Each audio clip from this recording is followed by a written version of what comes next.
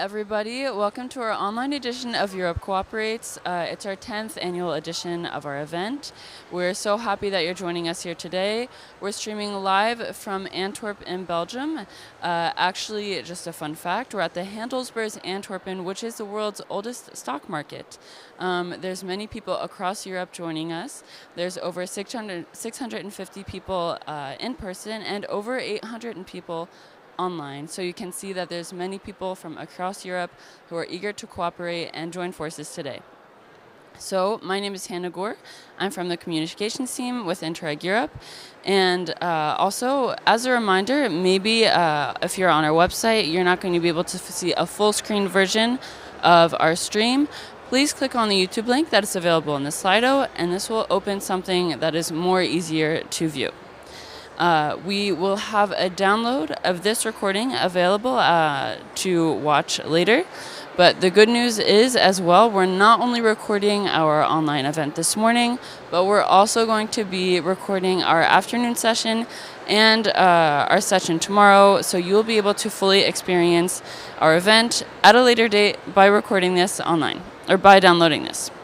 So as a reminder as well, we would love that you would tag us online. I run the social media, so I personally will be really happy to see all of your posts with hashtag Europe Cooperates, or you can tag us at Interreg Europe EU. And we are on Facebook, Instagram, X, formerly known as Twitter, and LinkedIn, and we always love seeing your participation. We're excited to see what you have to say. Now, I will just shortly go over the agenda for today. So as I mentioned also, you might have a problem seeing the full screen on our website. Please go to YouTube. So just now we have that in place. So from 10 to 11, we will have our first plenary session, which is celebrating the power of interregional cooperation.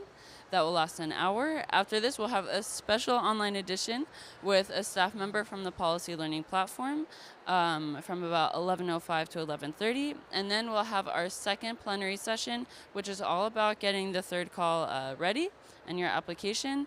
And then we'll go over some possible last questions for the last 10 minutes and close around 12:40. But also right now in our Slido, we do have our welcome poll, which is ready to be filled out, and we would love for you to start answering some of those questions there so we can get to know you before the event starts. And I'm not alone in the studio today. I do have another member of our team here with me. I have Julie Patnaud, fellow communications officer.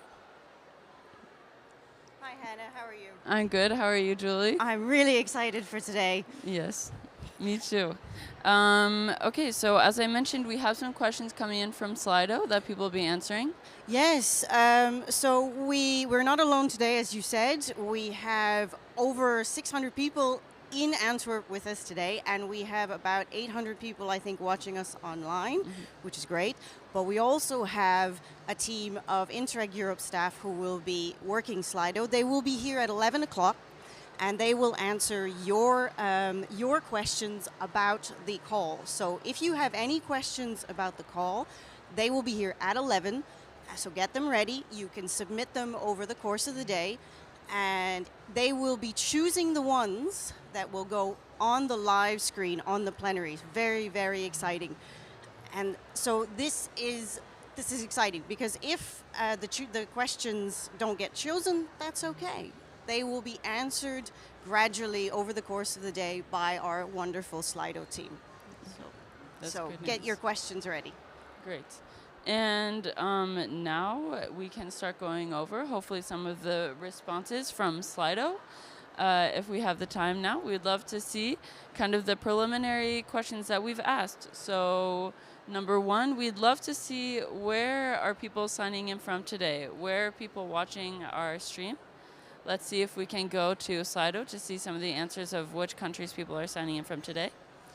As a reminder, we are really excited because we do have 7 new partner countries for our program. Yes, we have, like you said, 7 new countries. We have, let's see, we have Albania. Bosnia and Herzegovina. We have, yes, Bosnia, Herzegovina, Moldova, Montenegro, North Macedonia, Serbia, and Ukraine. Yes. Should give the big shout out to them Yes. because it's great to have them with us today. Yes. So thank you so much for joining to collaborate with us. And let's see, we have a lot of people from Italy, France, Finland, Spain, Belgium.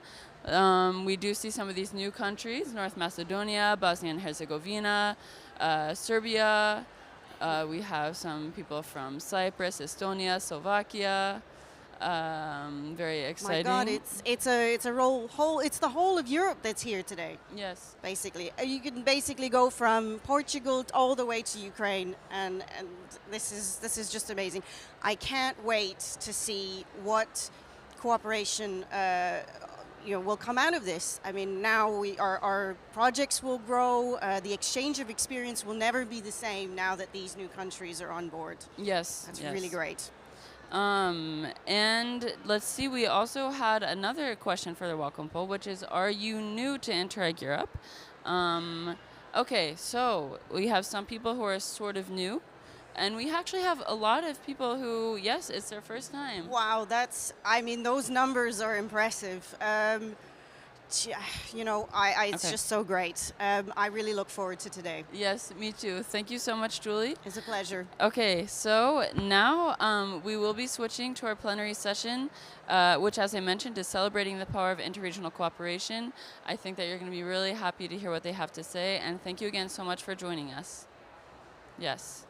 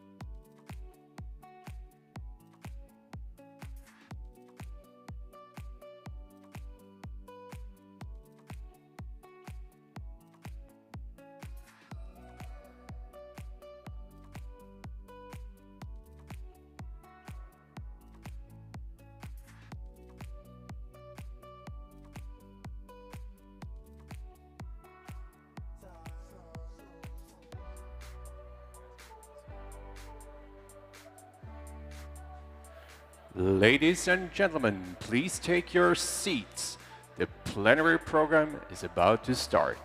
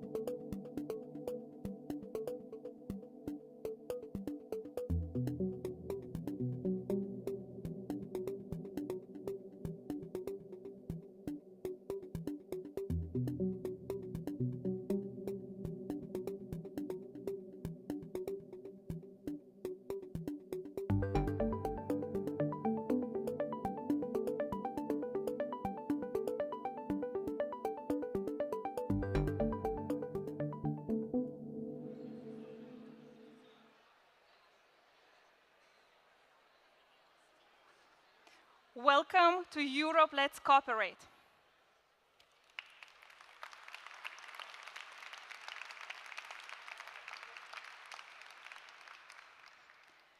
Europe, Let's Cooperate.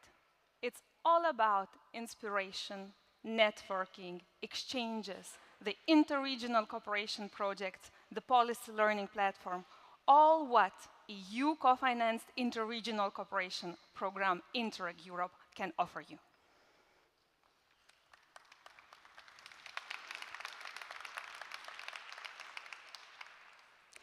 My name is Irma Strauskaite-Deni. I am head of communication unit at the Interreg Europe program, and I will be your moderator today. It's my pleasure to welcome you all in Antwerp, a city open for cooperation, a city full of inspiration. It's also very exceptional to be here at this beautiful venue, the world's first stock exchange.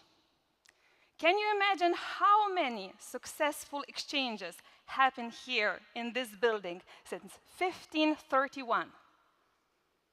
It's really great that we are all here, the fans of interregional cooperation, and we be filling this lovely venue with our talks, with great ideas, with useful contacts, and continuing those fruitful exchanges during the upcoming 2 days. There are over 600 people here today in this hall. And we also have about over 800 indeed online participants that register to join us online. Warm welcome to all of you. And I'm really glad that you have a great online team who is supporting you with the moderator, Hannah, ahead. Hello, Hannah. All the team is located in the balcony.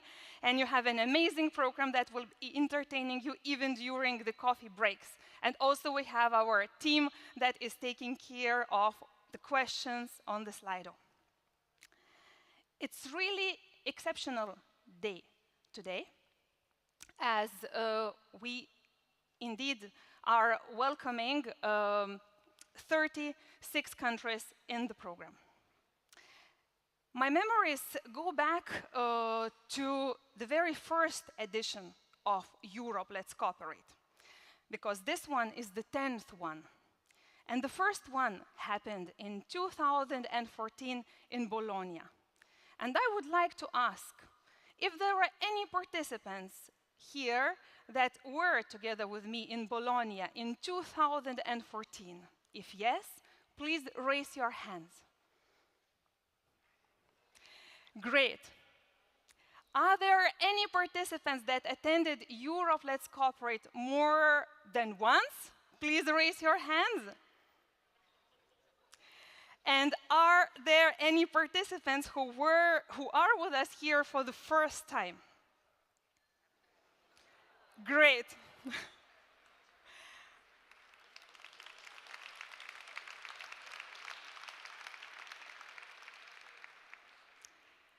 It's first time, as in the program we have 36 countries. It's first time, as in the event we are welcoming 7 new countries. And now I would like to ask those people who come from the 7 new countries to stand up. And those are Albania, Bosnia and Herzegovina, Moldova, Montenegro, North Macedonia, Serbia, and Ukraine.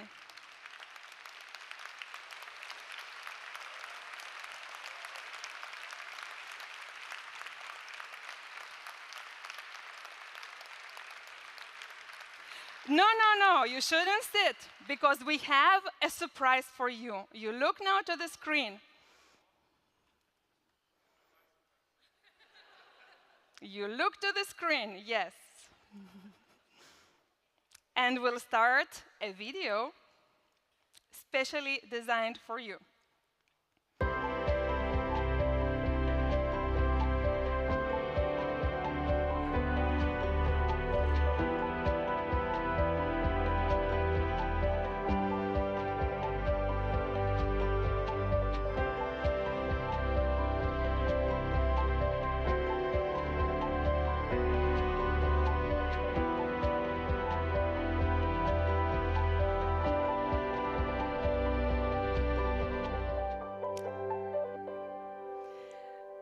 Big applause to you for being here today.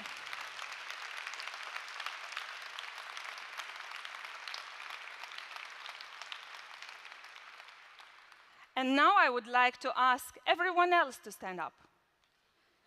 And also, you also stay standing, everyone up. As this event is about networking, task for you is to look around, to say hello to your neighbors. And you can, do not hesitate, also take a photo of people you meet.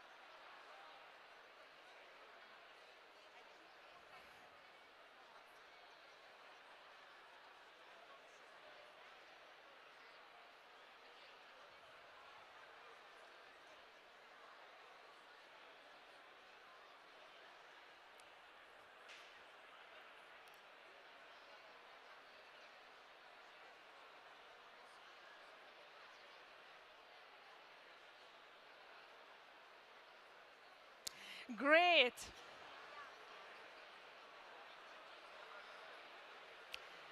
Great. Anyone met any interesting contacts? If you can hear me, please raise your hands. Great. Any one of you met any interesting contact? Please raise your hands if you did so. Very nice. Because this event, oh, I see even someone who got 2 business cards already in those 2 minutes. So I can imagine that in the upcoming 2 days, you will gather many, many, many business cards. And I have one tip for you. On the screen now, you can sit down. Thank you.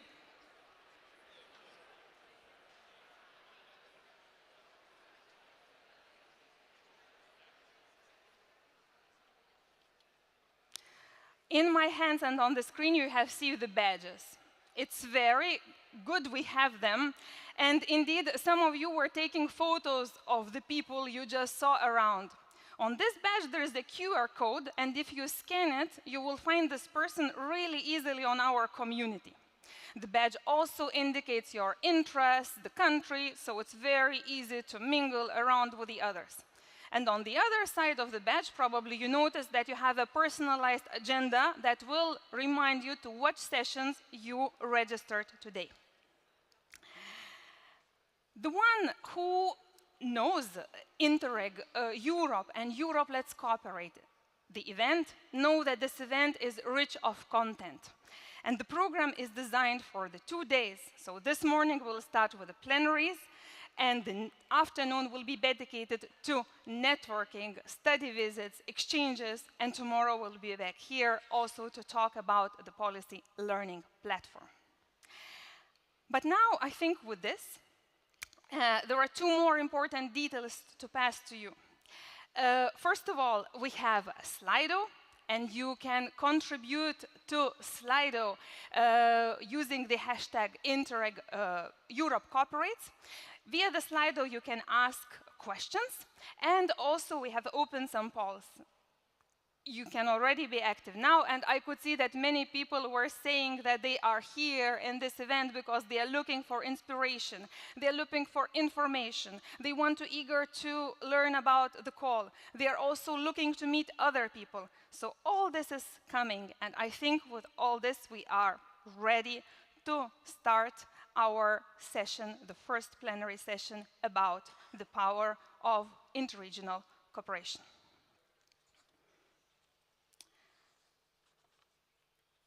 By the way, I have seen you being very active on social media and taking the photos. So just a reminder for you, continue doing that and use the hashtag Europe Cooperates so that we can easily track and share the impressions over those 2 upcoming days. Now, we are stepping to the session about the power of interregional cooperation, and it's my pleasure to invite 3 speakers on the stage. A representative from Commission, a DG Regio for Regional and Urban Policies, Sławomir Tokarski, Belgian Presidency of the Council of the European Union, Manuel Vassej, and Hauts-de-France Region Managing Authority of the Interreg Europe, Anne Vettel. Please, 3 of you, please welcome to the stage.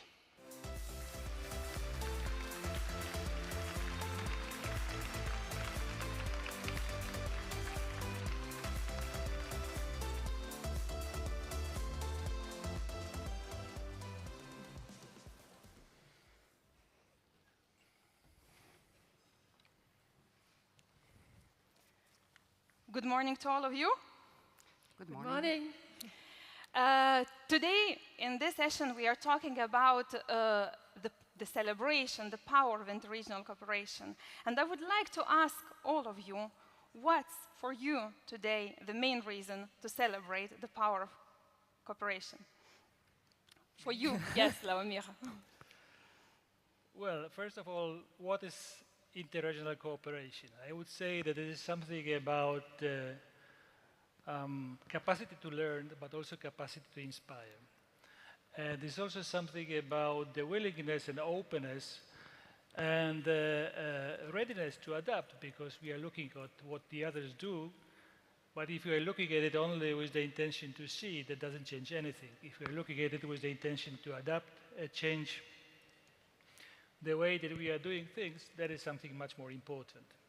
Second, we are more than 20 years of Interreg Europe, and we see what we have achieved. We see really the new geographies, the new policy areas, and we can be proud of what is behind us. We really created not only connections, we created new ideas that were used by the others, we created friendships. So I think that's something we can be proud about. And finally, we have the enlargement. And I was very happy to see our new friends coming here to our meeting. And it's important because, first of all, it is something that is preceding the real enlargement.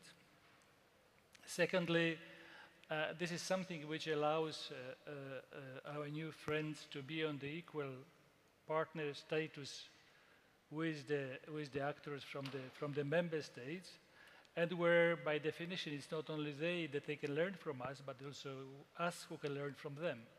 So I think it's a very important step for the enlargement, and it's also something that brings the dialogue with the countries not only at the national level, but also at local and regional level, and I find it very important. Yes, thank you. Manuel, you are with the program for very, very long time. You were there at more than 20 years, because you were there at the monitoring committee when the program we started interregional cooperation. So what are you celebrating today? I'm celebrating several things. First of all, I think I have to thank the European cooperation and Interreg Europe, because it's through that program that for the first time I entered European affairs. So if I'm where I am today, it's also thanks to this cooperation. The second thing is that I'm really impressed to see how Interreg Europe, Interreg 3C, 4C Europe has evaluated.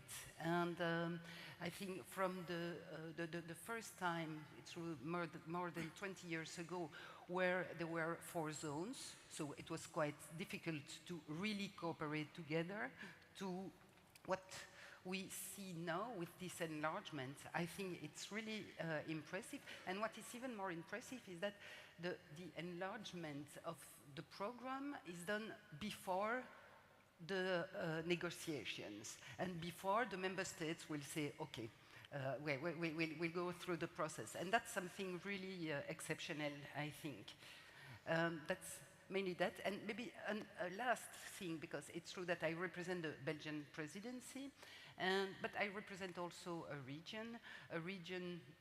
I'm representing Brussels, and I'm working also in the permanent representation of Belgium, which is quite exceptional. I will not explain you how Belgium is working, it's better, but nevertheless, I think that thanks to Interreg, I know that Europe is not only regulation, directives, recommendation, it's also something concrete. And behind the regulation, there is money to develop projects and to meet real people, which is the more important. Thank you for this introduction. And Vetel, you are presenting managing authority of the Interreg Europe program. From your perspective, what is the main thing you are celebrating today? I would say the introduction really summed it up. It's a unique opportunity to exchange and between the whole of Europe, and now with a new 7 countries. As a managing authority, we see how decisions are made. Sometimes people say Europe is complex, it's hard to get decisions, but if we see also things from the inside, it was such a smooth way to decide to have agreements on major aspects like the enlargement. And this is also Europe working together and finding ways for project and for you now to meet, to be better and more efficient, because we can learn from each other. And I think this is also really important. You are completely right. Great. We have many, indeed, reasons to celebrate the power of interregional cooperation. But it's also important we talk about the context and why interregional cooperation is important for European Union. Slavomir, a question is for you. Why it's important from the perspective of the Commission? Well, I think, first of all, if you look at the ingredients of the success in today's world, it's very much linked to the administrative capacity. In a sense, that world is becoming much more complicated than it used to be. You have different effects of the deep transformation of the society. You have a lot of uncertainties, so a good administrative capacity which is innovative and which is adapting to these changes is a key to success. I think we often talk about the regions that are in the development trap, and we see that maybe part of the reply is this issue of administrative capacity. Secondly, for the same reason, we need to join forces. There is no need for everybody to invent something on his or her own. There is a need to build connections and look for the capacities, competencies, skills, assets that we don't have on our territory somewhere else, and then to connect to them. And I think this is also a part of the success in the contemporary world, and also the way of making the best of this richness of creativity, of diversity of Europe. And finally, maybe the most importantly, interregional cooperation is a strong message of European solidarity, of the belief that it makes sense to stand together and to stay together. Especially now, if you look at the backdrop of eroding belief in democracy, of polarization, of populism. So I think by standing by Interreg Europe, by standing by Europe, we are saying very clearly and very loudly that we believe in future together. Yeah.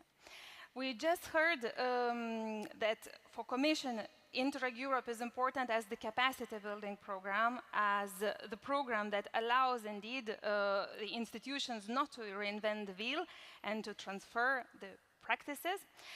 Manuel, representing Belgium, there are many institutions benefiting from this program. Could you tell any practical examples and say how you see from your perspective what really interregional cooperation brought as benefits to your country? Yes, of course, I could speak forever, but I will try to be brief. So I think for Belgium, all the Interreg strands are quite important, and they are all complementary. And Interreg Europe is really a complement to cross-border cooperation because it's more local, to transnational cooperation where we could say that it's more like-minded countries that are together. And then with Interreg Europe, it really allows to exchange good practices, to have new experience, and I think what you just explained is really clear, and I perfectly agree with you. And I will take then this opportunity to emphasize a number of projects that Belgium has developed. And I can really notice, and I'm sure that my other colleagues, Belgian colleagues, will agree that it really helped us in the past and today to better answer all the EU challenges. Because we encounter a lot of challenges today. There is, of course, the cohesion policy, which is directly linked, but there is also the recovery and resilience facility, or there is also the European semester and its reforms.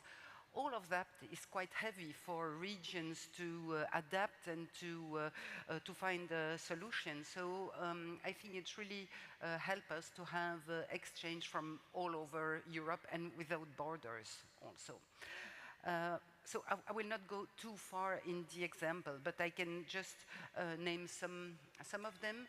I think during the two last programming periods, Belgium has been part of almost 120 projects, or will be part of. So it's quite a lot, I think.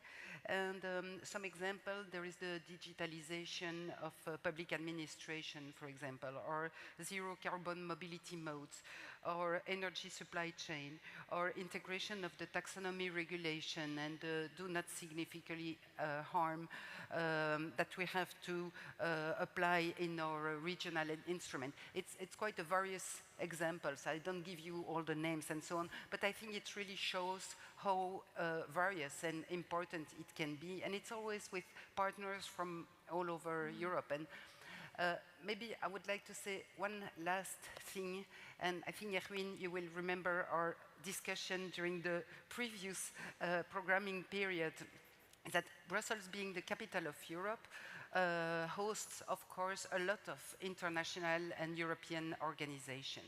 And as you know, and some of them are probably there, these associations are really fan of Interreg Europe. But for Brussels, it was quite difficult to handle because we have to secure the controls and so on. So it took us some time to adapt. We had a lot of discussion with the Secretariat. And finally, now I think we have clear everything. And it's really an opportunity for us and an opportunity for all those associations to be in Brussels, in the heart of Europe. Thank you, Manuel. Indeed, in Brussels, we have many international organizations, and in Lille, as the head of the managing authority, has several programs that are hosted in Lille. So from that perspective, having your experience and talking about the interregional cooperation, where do you see the power of Interreg Europe program? I think I would just add two ideas. The first, I think what makes Interreg Europe unique is also that it's simple.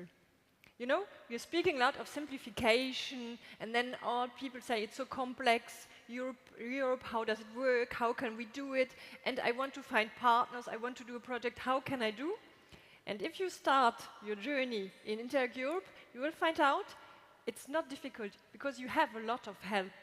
You have a lot of advice. There's a team helping you to find partners all around Europe.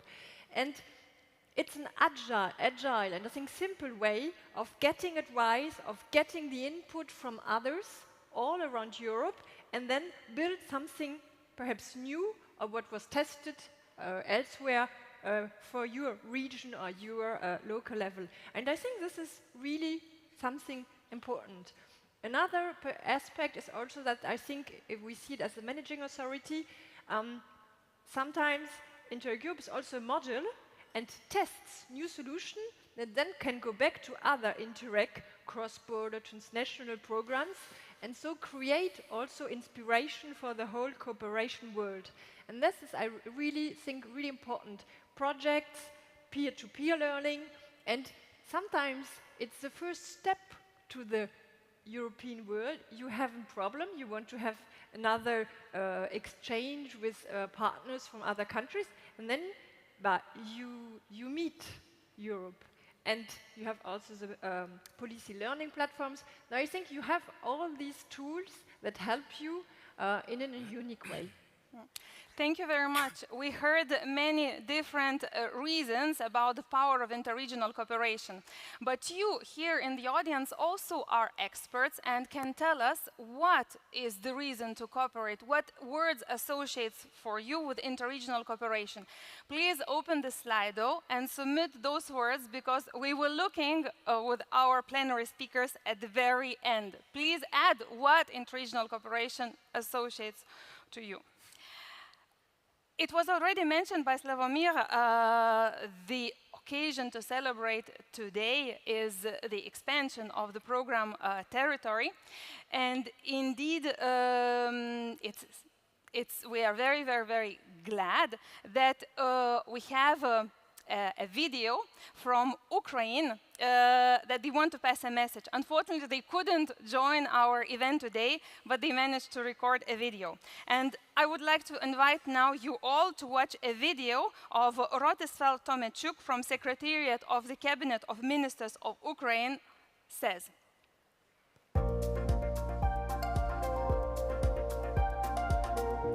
Hello, dear colleagues. Hello, participants of this big event of the program Interreg Europe.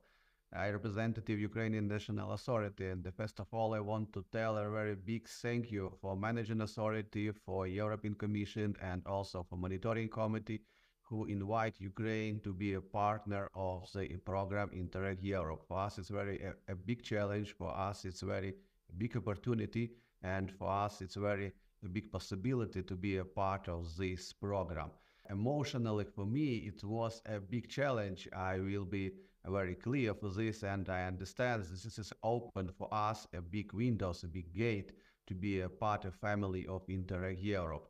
Before this, we had only involved few regions in transborder cooperation program, and also I'm afraid that it will be very big disbalance for cooperation for different regions. And in this situation, where I understand that we can be a part of program Interreg Europe, I understand how we can help for all of our region, for all of our stakeholders in the different levels and different regions in all territory of Ukraine, who can be part of this initiative, who can be initiate some of ideas, who can be share of experience, and who can be implement better solutions of cohesion policy. And also very important for us to implement on the practical level better solution for cohesion policy in the different areas, as I see in the Smart Europe, Green Europe, Social Europe, and other topics. And for us, it's really very important to synchronize our strategically planning, our different decision, how we planning to develop our territory, how we planning to start cooperation with the different regions, with the different authorities, different cities, different organizations who are ready to take this as better experience. We are ready to be a sum of bridge for cooperation, and we will be ready to help to search partners, to organize a different communication, and we are from the national authority as a contact point. We'll be happy the next time have this function as a bridge for start, for continue, or maybe for push and launch some of cooperation in this program. And last but not the least, it's what very important for us as priority of participants in this program. It's a help for Ukrainian regions, but it's a help for Ukrainian different authority to be useful for successful integration of European Union. I think this is program. It's not only for cooperation for us, but also after the cooperation, it can be a window as a way how we can to build a new partners, new partnership for new program for other instrument in European Union. Thank you very much. And how we say in Ukraine, Slava Ukraine.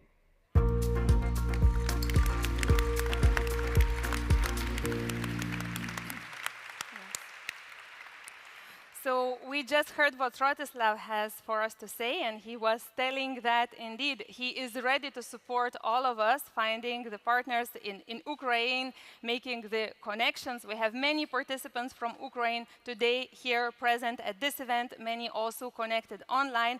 And during this event, there will be opportunities also to meet other representatives from the other new countries at the Interreg Europe corner.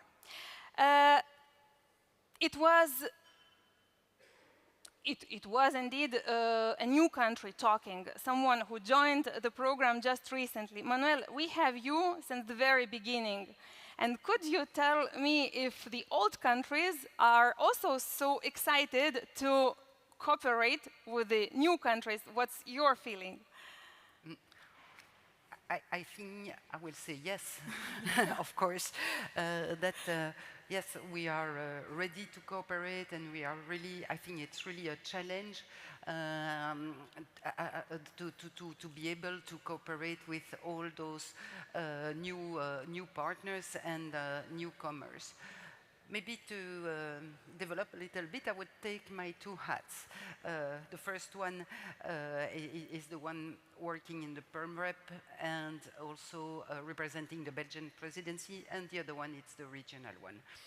I think what we are really now at a momentum, and when I can see the discussion we have in the Council of the European Union, we can see that the discussion on enlargement has completely changed. 4 years ago, the position of the member states were completely different. They were quite reluctant of opening the European Union to other member states, and the enlargement was going slowly.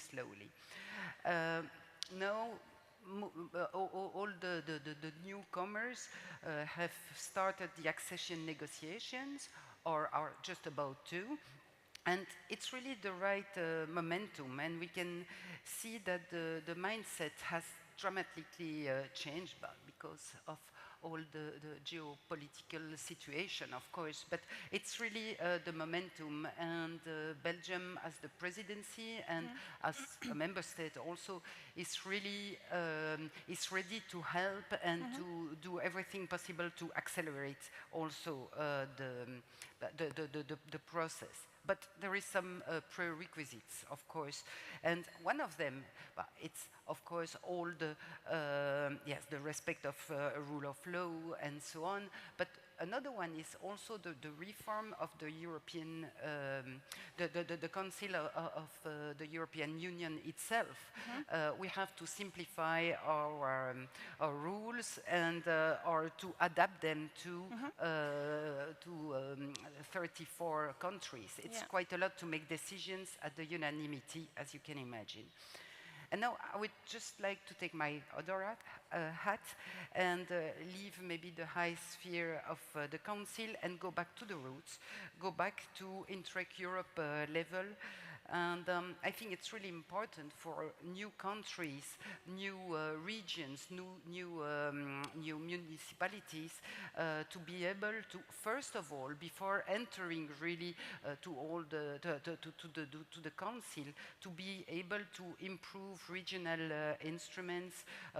It will boost your projects. It will tackle also important issues. You can already think about issues like climate change, digital matters, and so on. Maybe just to quickly finish. Quickly, yes.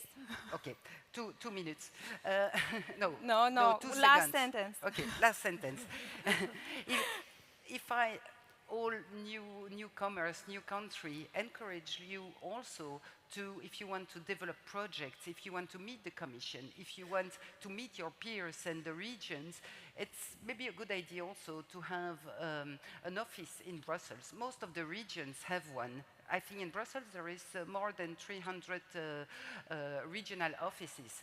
And it's really a way to communicate easier with all the right partners. Manuel, in your speech you touched already some points. Going to my next discussion, because I want to talk with all of you about the future, because you talked about the changes, about the future, because we know that discussions about the future of cohesion policy already started. And I want to ask first Slavomir if he can give us any insights, indeed, of what is expected of Interreg Europe in post-27. Well, maybe first I would like to comment on what you said, Manuela, about the regional offices, because it's not so easy to open upfront regional office. It costs a lot, but maybe a good idea would be to be hosted by one of the European regions, and I'm pretty sure that you will find a lot of candidates to do that, and indeed it's very useful to be here. But then on the future, of course, we just started the reflection, so it's not much that I can tell you right now, but maybe just 3 quick things. Firstly, it's going to be difficult, right? Because we know, I think I used to also speak in the past about the most difficult budget in the history of the European Union. We have limited amounts of money, whereas at the same time we have to pay back the loans that we took for RRF. We have to find the resources and financial means for the enlargement, for migration, for the consequences of the war. So it's not going to be easy, and we need for cohesion policy and for Interreg Europe good and credible narrative. And I'm convinced that we'll find this good and credible narrative also at this meeting. And secondly, when talking about the future of Interreg Europe, I would like maybe to connect to 2 conclusions that are coming from the report of high-level group on the future of cohesion policy. And these are that we need the policy that is more people and place-based, and we need a policy that is more based on cooperation. And I think Interreg and Interreg Europe in particular does very well on both fronts, right? We have the policy which by definition is based on cooperation, and we have the policy which by definition is close to the people. So that was one of the reasons why when discussing the future of Interreg, we also asked programs to consult the citizens, because we believe that this type of consultation gives an extra legitimacy and reinforces this narrative that we can. So in a nutshell, I would say that we have all the cards in our hand, that Interreg and Interreg Europe is more needed than ever, but still we have to work hard because the environment is not that easy. You touched upon about the consultation each program has to do, and Anne, maybe you could just explain to us what Interreg Europe plans to do, how it's planned to consult everyone about the future. Yeah, thank you, Irma. You have all the cards in your hands, so we just opened a survey where you can tell your wishes, perhaps also express your commitment to Interreg and Interreg Europe. What do you want for the future? What do you want to keep? What do you want to change? These are the questions we ask you in the survey. And you have also the possibility today in the afternoon to have a talk about the future here at the venue, or if you want, on the first floor, to leave on the board your ideas, your reflections about post-27 programs and our program. you all have different experience, you different benefit from the program. So I think it's the right time to start to share your thoughts, to say what do you want to do. And of course, our aim is to start with your needs. What do you want? And from there, create something in the future. So I really strongly invite you to contribute to the survey, to give your input, so that we could, we hope, build Interreg and Interreg Europe for tomorrow together. Now, as we know, and we are invited to contribute, we will wrap up this session and we'll look to what audience say, because we are all experts, and shared in this Slido a word, what is interregional cooperation to you? And let's see on the screen what words are here. I invite you all, we can see many words. I invite you all three to pick up one word and say what stands for you for interregional cooperation. Which word stands for you most? Slomir, we start with you.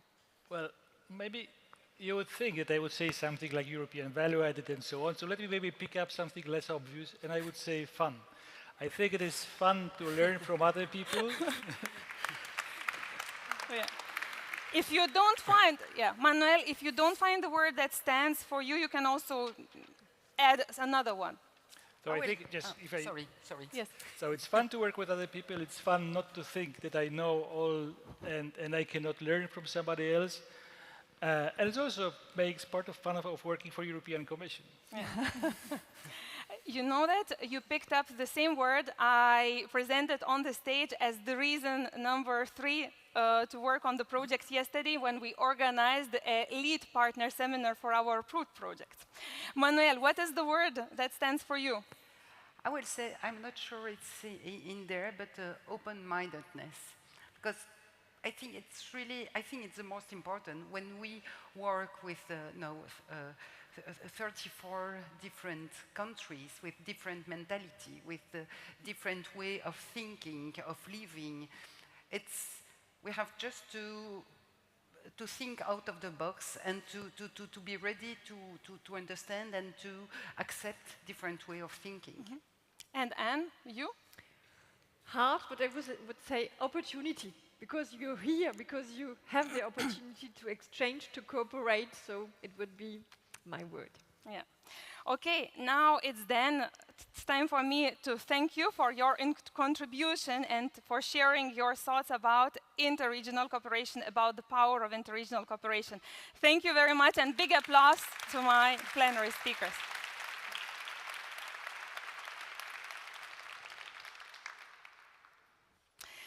We asked all of you contribute. Indeed, you are all experts and can talk a lot about interregional cooperation.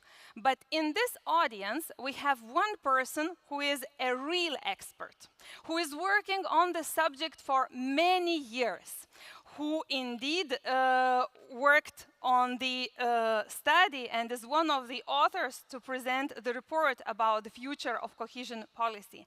And it's my pleasure to invite on the stage Professor and Director for European Studies, Professor of European Studies and Director of European Policies in the Research Center at the University of Starch and Delft. Please welcome John Bachler on the stage.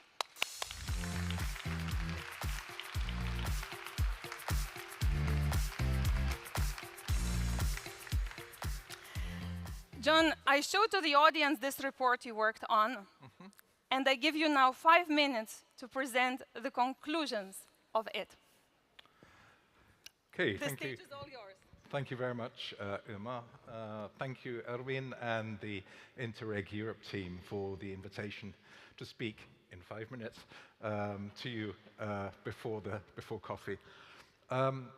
As Irma said, I have worked as a policy researcher and an evaluator of Interreg and European territorial cooperation for many, many years. This is the first time that I participated as a partner. And I'm here as representing an advisory partner in the COMMIT project on low-carbon SME development, which will be starting next month, and other colleagues from the project here. And it's giving me, I think, a completely new insight into how Interreg works, and particularly what's been such a great pleasure is to be part of the family, the Interreg family. And just since yesterday, I've met so many people to share experiences and contacts. So thank you very much for the invitation. Let me try and, okay.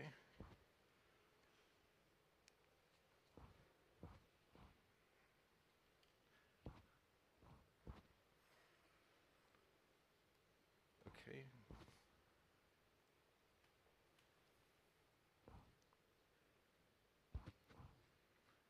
I'm having a little difficulty, as you can see, with the slide. Okay. Can we go back one, two? Yes, we will. Please go back to a few slides.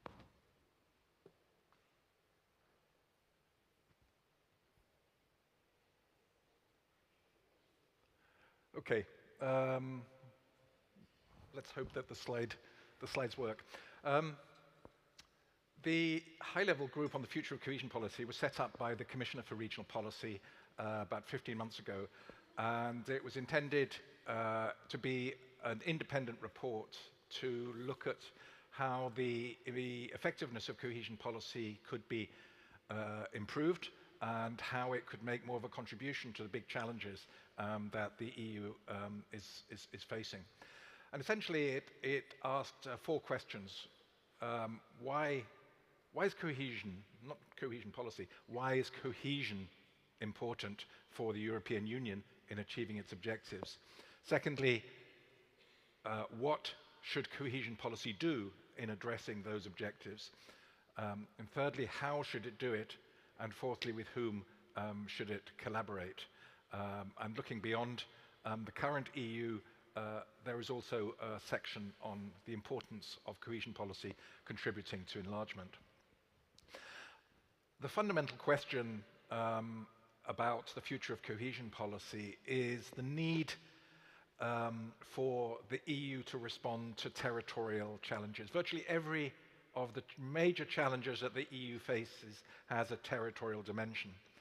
That's why cohesion, as the report emphasizes, is critical to achieving the EU objectives. And this may be self-evident. I'm sure it is to the people in this room, but it's not self-evident across the European Commission, across EU institutions, and across member states. What the report argues for is that we need to have a more forward-looking approach to cohesion policy, focusing very much on untapped economic potential, a much more dynamic approach, and perhaps being less prescriptive, focusing on the main structural challenges that regions face in terms of low development, long-term stagnation, and particularly addressing the geography of discontent, as it's called, the fact that we have development traps across the EU with regions that have been stagnating in terms of their development in relative terms, and this is prompting loss of trust in EU institutions and EU policies, and indeed government generally. So while the policy should continue to focus on less developed regions, as is required to by the treaty, there is a recommendation that development traps should be more of a focus. And as Slavomir said, what's really important is institutional quality, because what all the evidence tells us is that the variability in terms of the performance of the policy depends on capacity, on the quality of government and administrative capacity. Oops, sorry. Okay, could we go on to the... Yes, thank you. So the report argues that what we need is to realize what the cohesion policy often claims, that it's a place-based policy, which should be its essence, but we need to strengthen the ability of the policy in terms of the way that it's designed to focus much more on regional transformation in ways that reflect the development opportunities and needs of individual regions, exploiting local capacities and potential. Next slide, please. Okay. one of the important, to me, one of the most important issues raised by the report is the need to upgrade territorial cooperation. We've all got used to the reform debates saying nice words about the added value of territorial cooperation, but then in terms of the negotiations in Council, that the budgetary allocation and the policy priority is downgraded. But again, what the evidence tells us is the need to enhance interregional links and collaboration, and particularly this issue of strengthening interaction between more dynamic and more vulnerable regions, improving governance and addressing external border issues. So in terms of this important challenge that was mentioned just now about thinking about the future and responding to the survey and indeed your other contributions to the reform debate, I think what's critical is to think about how the enormous amount of knowledge that is being captured through the networking, through the projects that are being sponsored both in the last period and this period, how can there be that transferred or even transfused into cohesion policy more broadly, especially what used to be called somewhat patronizingly mainstream programs, because currently, if one looks at the challenges that programs are facing, the challenges are the ones that are being addressed by the green, smart, connected social citizens and governance strands of Interreg. So I think one question is how can we capture and transfer the knowledge more broadly beyond the Interreg community into the wider cohesion policy? And secondly, how can we ensure that particularly the more vulnerable regions, the less developed regions, can benefit more strongly in terms of capacity building through linkages with more developed regions with higher capacity, so that we can improve the efficiency of the policy as a whole. Okay, I think I've exhausted my 5 minutes. Thank you very much for your attention. In the slides, which I think will be distributed, yes, we have links to the report. Thank you very much. Yes.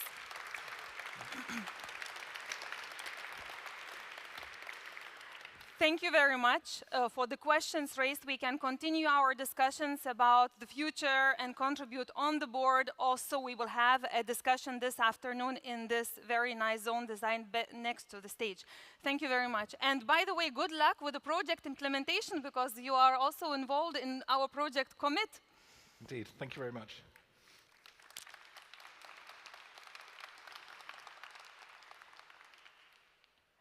The last thing we will do today, I'm sure that you all are excited now and motivated to learn in more details about the Interreg Europe program. So before we will go to the coffee break, I would like that my colleagues present you the two pillars of the program, the projects and the policy learning platform. And you all know that if there are two pillars, there have to be people behind them. So it's my pleasure to invite on the stage two coordinators, a coordinator of projects, Hassan Martinez, and coordinator for the policy learning platform, Magda Anagnostou. The stage is yours.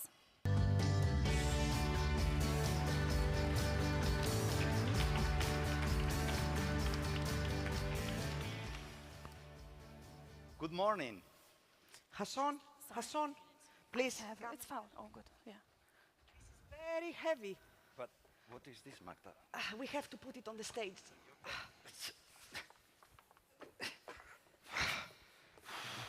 Be careful.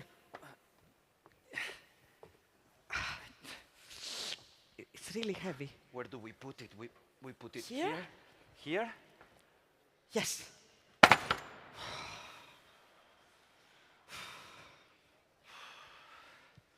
But what is this, Magda? This is a treasure box, Hassan. But we were supposed to talk about the program, no? Yes, but our program has a treasure. Okay. And we will talk about this a little bit later. First things first. I saw this morning that most of you are newcomers. And I also saw that we have newcomers from the 7 new countries. So maybe I can ask you in few words to tell us what is Interreg Europe about. Okay. So, you know, the European Union promotes cooperation between regions and cities to help with their economic and social development. European territorial cooperation, better known as Interreg, is organized under multiple strands. We have the strand A, cross-border cooperation, along all Europe land and borders, maritime borders as well. We have the strand B, transnational cooperation, including macro regions and sea basins. We have the new strand D, connecting outermost regions. And we have the strand C, interregional cooperation, where Interreg Europe is included together with Interact, ESPON, and also Urbact. Interreg Europe supports the identification, analysis, and transfer of good practices in order to improve regional development policies. As such, it's primarily dedicated to public authorities and focus on exchange of experience. With a total budget of 394 million euros and 36 countries involved, the program covers the main topics of the cohesion policy: smarter Europe, greener, better connected, more social, closer to citizens, and governance. In practice, all topics related to regional policy. As you know, the program supports 2 main actions: the interregional cooperation projects and the policy learning platform. So when it comes to the interregional cooperation projects, these are partnerships of regions from all corners of Europe that work together for 4 years. They learn from each other in order to tackle common challenges with shared solutions. After 2 calls, the program has already approved 150 projects with almost 1,500 organizations coming from 28 countries. Thanks to the 3rd call that will be launched today, we are very much looking forward to welcoming the 8 remaining ones. So many projects, right? Yes. So many people, so much knowledge. It's as if we were sitting on a treasure, don't you think? Yes. But what do we do with this treasure? What do we do with the treasure? We share it. That's why we have set up a policy learning platform. Everywhere in Europe, our projects are working on similar challenges linked to economic development, to social issues, to the environment, and they find different solutions. Wouldn't be a pity not to exchange and learn from each other. That's why we have set up the policy learning platform, is to allow this learning so people do not reinvent the wheel. It's a fantastic tool. It's fully dedicated to policymakers who are looking for opportunities to build skills, to build knowledge, just like you, through cooperation. But very concretely, what the policy learning platform is doing, we are offering policy learning opportunities through 3 main services. We are offering access to people. It's a huge community of regional practitioners and organizations. We are also offering access to knowledge. We have a plethora of policy solutions that have been tested, but we also offer access to expertise, which is tailored to your need. It's available anytime, and it's also for free. And where can someone find all these policy solutions and expertise, Magda? First of all, online. On our website, we have a dedicated web page which is about policy solutions. You will be able there to find all our good practices that have been tested by the regions, as I said, and they have been also validated by our experts. You will also be able to find all the recordings of the thematic webinars that we are doing. You will find publications, policy briefs, editorials, articles on the latest EU trends. But our policy learning platform is not just an online tool. What makes it unique compared to all the other initiatives and platforms in Europe is that we have human intelligence behind it. So we have a dedicated team of thematic experts that they are implementing all the activities, they are organizing events for you, and they are also organizing specific policy support activities such as peer reviews, matchmakings, and all this is to provide you tailored solutions to what exactly you need to your own challenges. Very interesting. But let's see what is in the box, no? Wow. No! We cannot do that today. We will wait a bit. Magda, I also want to see what is in No, this box. no, you have to be patient, because in the box we have all the resources of the policy learning platform, and we are going to open it tomorrow morning together. Okay, Magda, you really motivate us all to be here tomorrow at 9 o'clock sharp to open this box. Thank you very much to all of you. Thank you.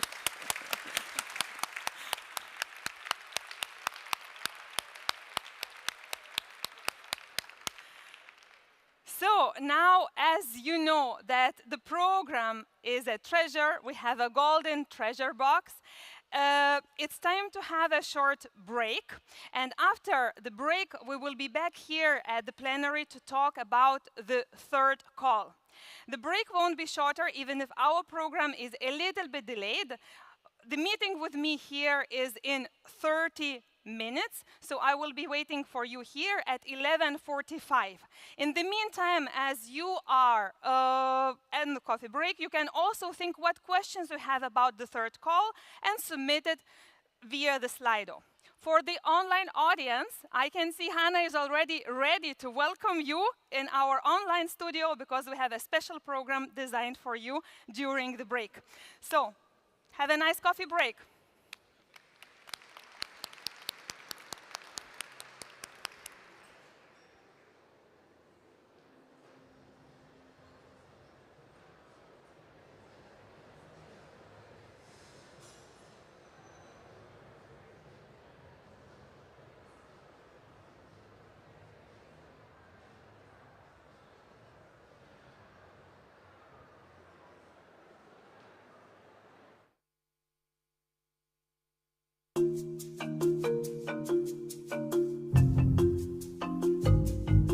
Imagine if you could easily find solutions to make your region or city smarter, greener, better connected, more social, and closer to citizens.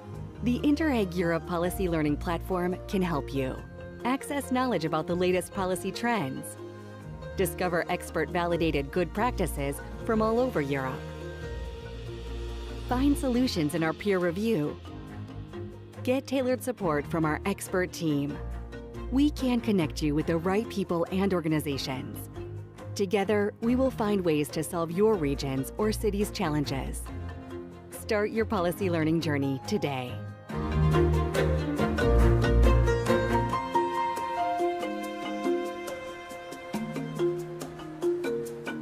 So, hello everybody, welcome back to the online studio. We're so happy to be back with you.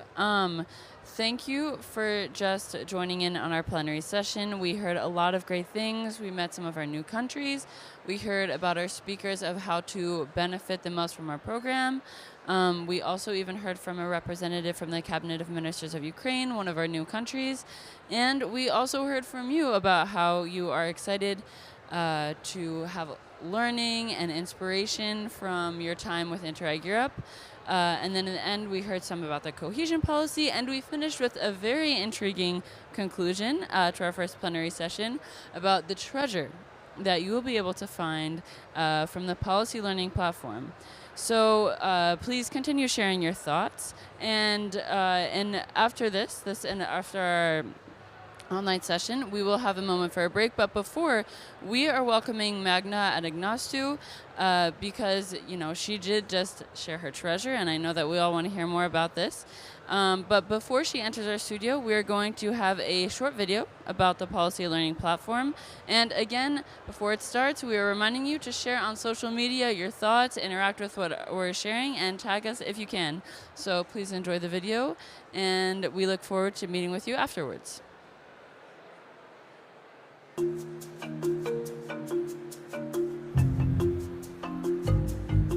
Imagine if you could easily find solutions to make your region or city smarter, greener, better connected, more social, and closer to citizens.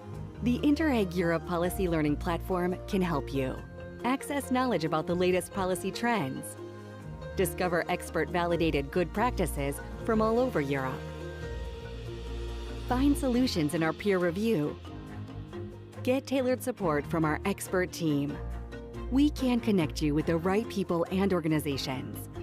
Together, we will find ways to solve your region's or city's challenges. Start your policy learning journey today.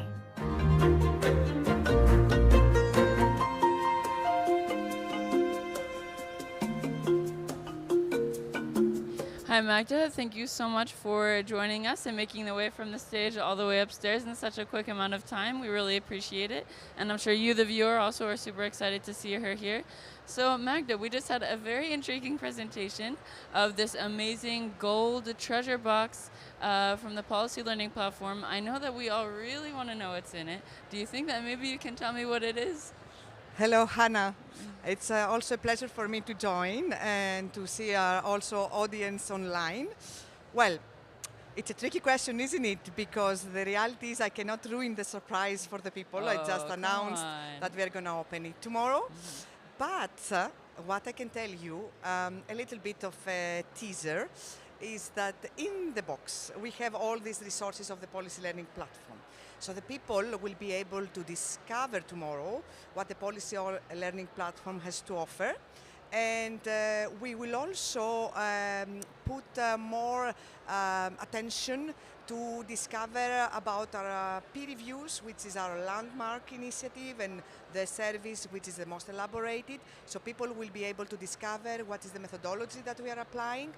But in general, through all these resources of the Policy Learning Platform, people will be able to discover what is a gain, what is the benefit. For example, they will be able to establish a network of interregional peers and also discuss with them and review their policies. They will be able to have access to all these policy solutions that we're having and the good practices that have been tested, and they're well evidenced and they're validated by our experts. They will be able also to ask for policy advice, for a matchmaking, to use a help desk. So in general, you will find out how to get inspired and how to be the inspiration for others, and how to eventually add EU leverage to your daily work. So I would suggest that also our online audience will have the possibility to have the recording afterwards, so they stay tuned and find out more in detail. Yes, and I know that they're all really excited to see that. I mean, again, the gold box, I think you can imagine just the treasure trove of ideas that is. And thank you so much for joining me here today. Thank you. So then we are going to have some more videos as well coming up next. Thank you, Magda. Thank you so much. And in the following videos, you're going to also hear some more, as Magda just mentioned, about our peer review service. You'll hear a testimonial, and you'll also hear some more insight from our program, and you'll, during this time also be able to take a little break, go to the bathroom, get a coffee, and then we'll look forward to joining you again. And just as a reminder, as Magda mentioned, we will reveal what's in the treasure box tomorrow.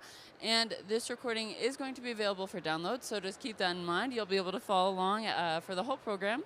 So now we will switch to our videos, and we hope you enjoy and take a break. Thank you.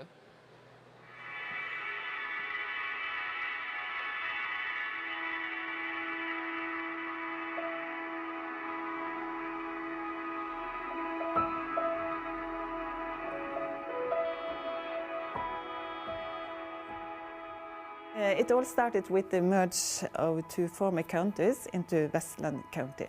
We wanted to start a process, a smart specialization process, where we had to prioritize which sectors should bring us through the green shift. We needed some advices and recommendations from other regions in Europe. So that's why we wanted to take part in a peer review. I think the most valuable thing for us is that we are able to put our work into a context, into a European context, and to open up and to get advice and recommendations from external experts. So that helps us a lot in thinking more strategically and long term in our processes. Of course, it's fantastic to get outside view, because we stay in our, most of the time we are in our little bubble. We talk to people who are similar to us. To get someone completely from the outside, but who understands and have been through the same processes before, it's invaluable. It's a big part of the success of this project. And many of the things that we have thought of was also something that the peer lifted up. So that gave us kind of confidence that we are on the right way. But then they gave us several new inputs for how to do this further on.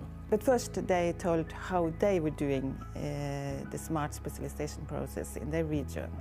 And it was really interesting, and we learned a lot, and we were inspired.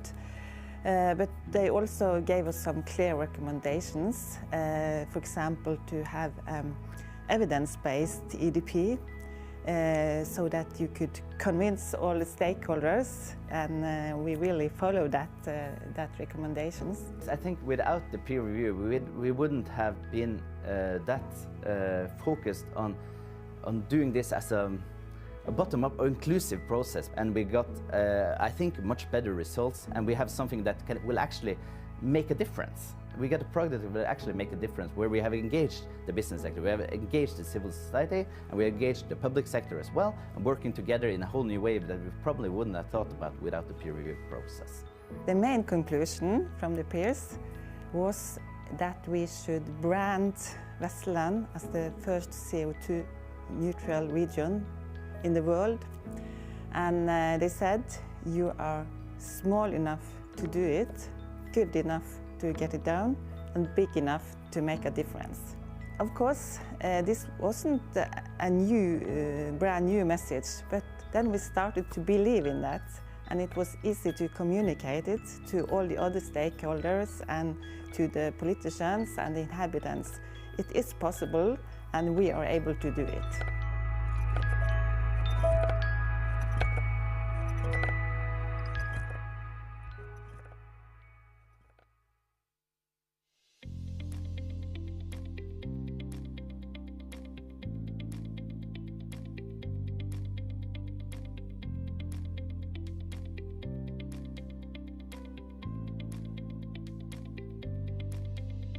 Open data is information freely available to the public to access, use, and share without restrictions. It typically includes government data, research findings, and other information. The COVID-19 pandemic and recent geopolitical events have shown how powerful data is in shaping our lives. The new fuel is data resonates more than ever. Despite that, the European Union has been working on better availability and usage of open data for the last decade, challenges are still present. Many regions do not have enough resources or knowledge to use the full potential of open data. Welcome to OD4 Growth, an innovative project that focuses on making open data more available and useful to help support local growth and urban transformation. In a world driven by data, our goal is to use its potential for a smarter Europe. It's a dynamic collaboration between experienced institutions from around Europe with a goal to improve their open data skills, which addresses the need to improve the quantity and quality of data, as well as the need to increase its availability. Our main objectives? To encourage public organizations to publish more and better open data, to increase the quality of public services based on this data, and to support SMEs, startups and researchers in creating of new products and services using this data. Open data is a valuable resource that promotes transparency, innovation, research, and civic engagement while delivering a range of benefits to society, including increased accountability, efficiency, and economic growth. The data-driven economy helps Europe become smarter, grow faster, be more competitive, and create equal opportunities. So, what's the plan? Action is at the heart of OD4 Growth. By collaborating across countries, we aim to participate on EU growth, improving policies, and encouraging a culture of open data. Including activities such as training, exchange of experiences and study visits together with local dissemination activities, we're dedicated to expanding the use of data in advanced countries, integrating the latest technologies, and digitalizing work. From data collection and quality improvement to supporting data-driven innovations to increase the quality standards of public services and to encourage business and entrepreneurship, this project aims to make data available and useful from many different angles. With a budget of €1,827,628, OD4 Growth is proudly supported by Interreg Europe, a vital partner in making our vision a reality. This ambitious project has started on March 1, 2023, and it will finish on May 31, 2027, lasting about 4 years for the transition to a smart, cohesive society with greater opportunities for all people. In conclusion, OD4 Growth is not just about data, it's about transforming Europe. Join us on this exciting journey towards a smarter Europe, more open, and full of shared knowledge. Follow us on our social media at LinkedIn, X, and YouTube. Together, let's unlock the full potential of open data for growth and transformation. Join us in shaping the future with OD4 Growth.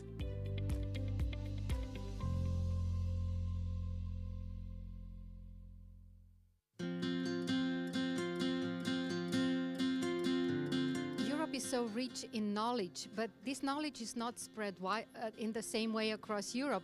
So you have regions that are highly developed or are having a lot of experience, and we have regions that are literally thirsty to get such kind of knowledge and implement it into their own environments, in their own ecosystem. And it's so important to have this possibility to meet with each other, to talk freely, very openly. I think that's something very important, to have this safe space where you can speak about what goes well, but also about what doesn't go well, so that partners should not repeat also the bad experiences made in the past, and put all this newly created knowledge together for the development and particularly for the improvement of the regional policies. We believe that usually other regions and other countries in Europe are facing the same issues, but they are addressing them from different perspectives. So we are interested in learning how the perspective of the other partners can be adapted and transformed and absorbed in our regions. On the contrary, it happens that the other countries or other regions are facing completely different challenges, but anyway they have similar methods to approaching them than we are trying to have. So anyway, there is a chance and room for exchange. It is very difficult to find the solutions and to think about different means or interventions, but by bringing them together, different policy authorities, they can exchange experiences, they can talk about different solutions, they can see what in other regions is happening, what kind of problems, and learn from each other. Nobody can do it alone, but especially for us, coming from Finland, which is a small country, and Tampere region is even a smaller region, we need support and ideas from others to boost our economy and also get talents from different countries, not to be smaller than we are right now, but to grow. Well, policies at regional levels and national levels are different across the different countries. So what works, what doesn't work, can change between different countries. So that's why it's so important for us to exchange ideas, thoughts, experiences, the best practices, so that we learn from each other. The opportunity to learn from the others what has already been capitalized and transferred and tested. So they don't have to start from the beginning, from scratch, but just pick what they need that is already there.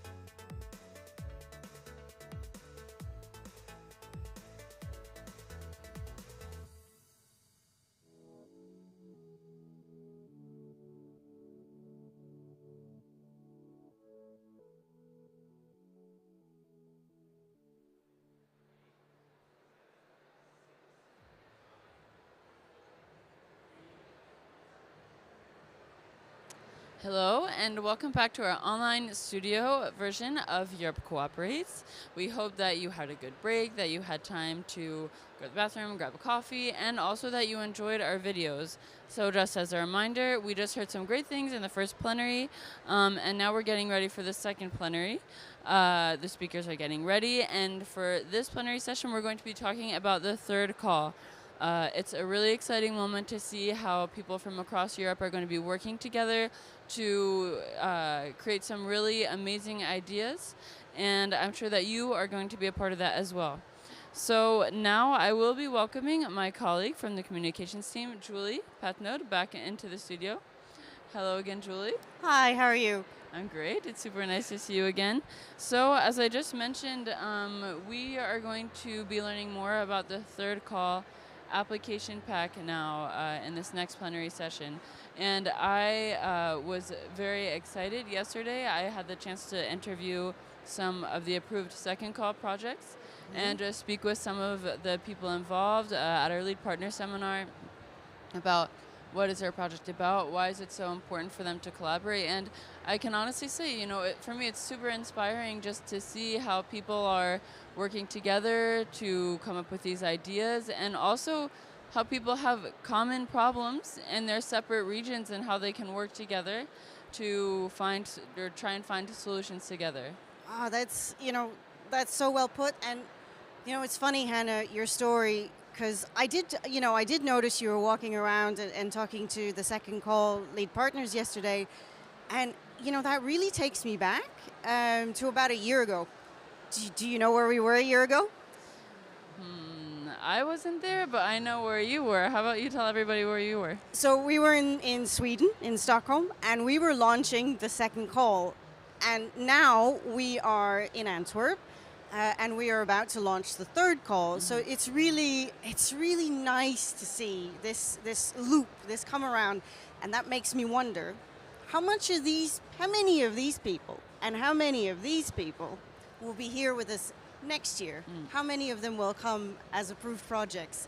It's I'm getting really, really excited. Yes, I mean, so it's clear to see, the concrete benefits of our event today. So people come, they learn, they collaborate, they network with one another, and then here they are. Here you might be next year, ready to finally start putting their project together and taking the next steps. Yes, I just have no words really. And I know that we have our Slido team ready now. They will, go through your questions, and they will put some on the lives plenary stage, and the rest of them they will try as much as possible to answer them online. So it's a really exciting moment. I think we're just about getting ready to launch the third call now. Yes. And another thing that's exciting, again, is just to go over really quickly, we do have 7 new countries, and just to see how these 7 new countries are being incorporated into existing projects, how the former countries are thinking about adding them to their projects today. It's all very inspiring, and I think we're all super happy to be here and to meet everyone and see the energy that everybody has. Yeah, it's great. It's great. It's really, really great. Oh, I don't know what to say. Yes. And well, now also, as you mentioned, please don't hesitate to participate in the Slido. Send your questions. Like you mentioned, we have our team answering them. So yes, thank you, Julie, for coming in, for sharing your memories about last year and just getting everybody in the spirit for today. Yeah, that's exciting. Yes, thank you, Julie. Okay, so that was great to hear from Julie. In the next plenary session, maybe now you were worried a little bit about the fine-tuning of your project proposal, of your application pack. Don't worry. During the next plenary session, you might get some answers. And as we already mentioned several times, please participate in the Slido and don't hesitate to ask your questions there. So that is pretty much what we have here. And we're going to be changing back to the plenary session now soon.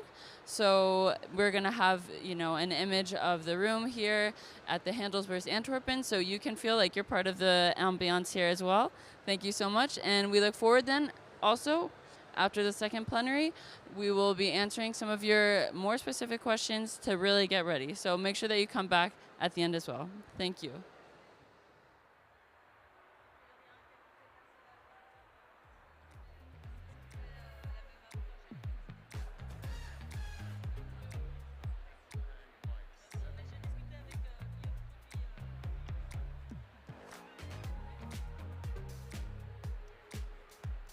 Ladies and gentlemen, please take your seats. The plenary program is about to start.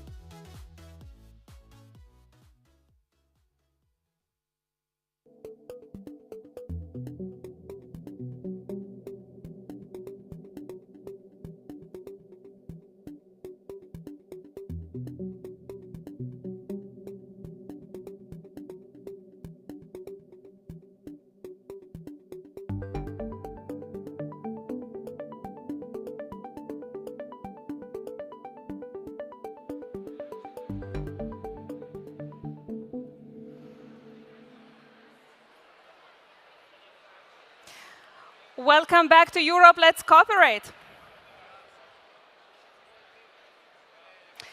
I hope that during the coffee break, you made many valuable connections and had great talks. We will continue this networking all day long today and tomorrow.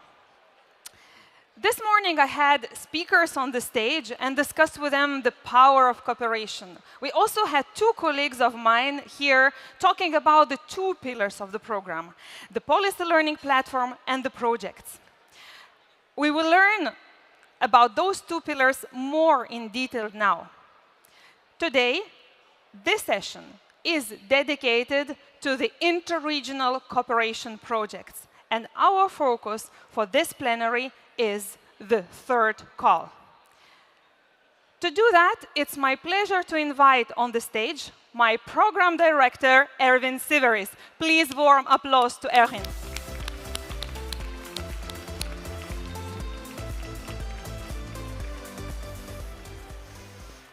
Hello, Erwin.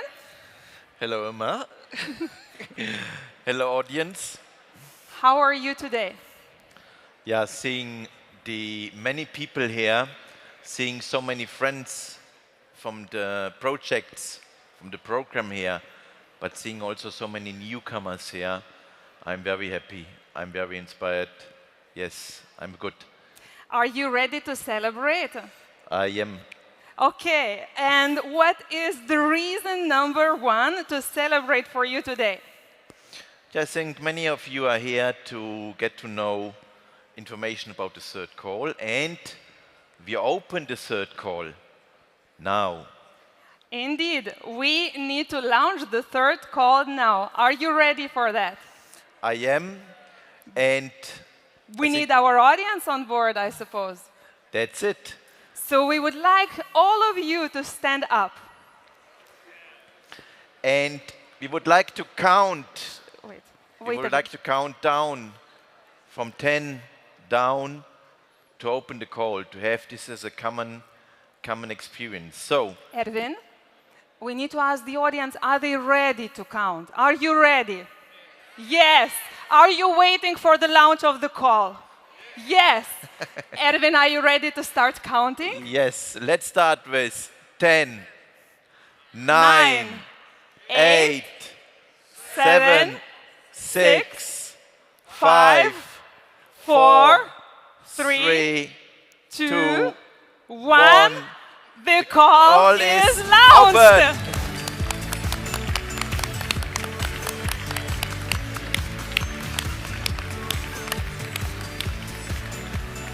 Thank you very much.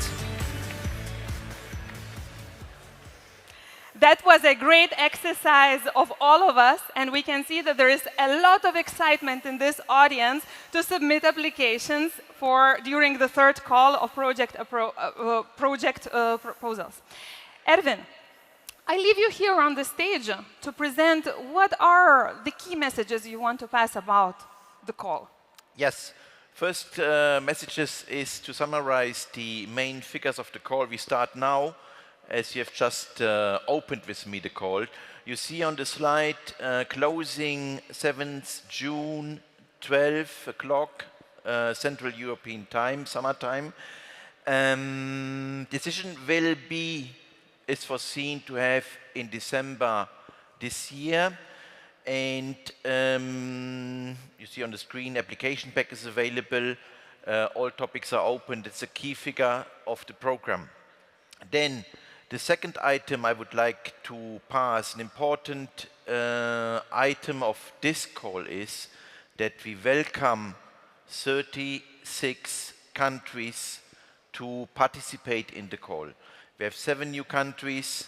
And you saw many participants from the EU countries are here who are keen to be part of new projects, but are also keen to be part of running projects. Further information is passed by the team later on today.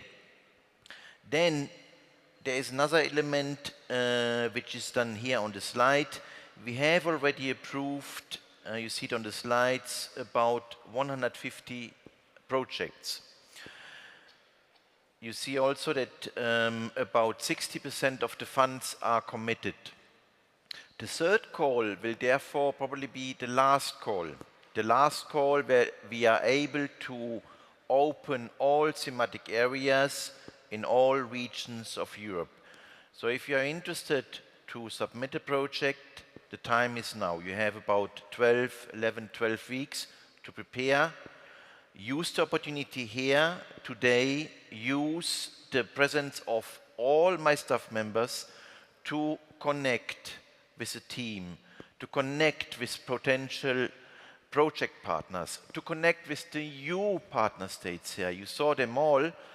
As I said, they're willing to join a project, to connect with the representatives of the member states who are there also today to be asked, to be consulted, to find partners from their countries. Furthermore, have a look on our website. We provide a partner search tool on the website. We provide question-answer sessions. We have webinars for different thematic areas, for how to manage a project, how to submit application. Have a look in all the tools we provide. 7th of June is the deadline, and I hope to receive many good project proposals to then in December approve many of good projects, and somewhere beginning of next year to invite you again to an event like this for the lead partner seminar for the third call approved projects. Irma, what else? If you're inviting me on the stage, it means probably you probably finished your 2 points, right? Earlier than expected, right? I hope you follow well my instructions. Great, Erwin. You presented for us the key points. Is there anything else to add?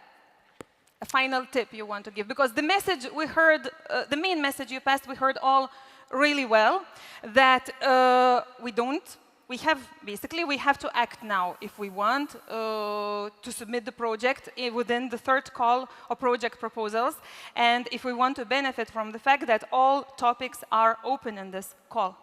Yeah, as I said, time is now, time is running, 11 weeks to go, 11, 12 weeks to go. Today and tomorrow, use the time, use the opportunity to connect, to build the projects. Yes. Then it's my role to thank to you and to ask for applause, because he did a great job to open the call and to present you the key features. Thank you, Mark. Are you ready for the next part of this event?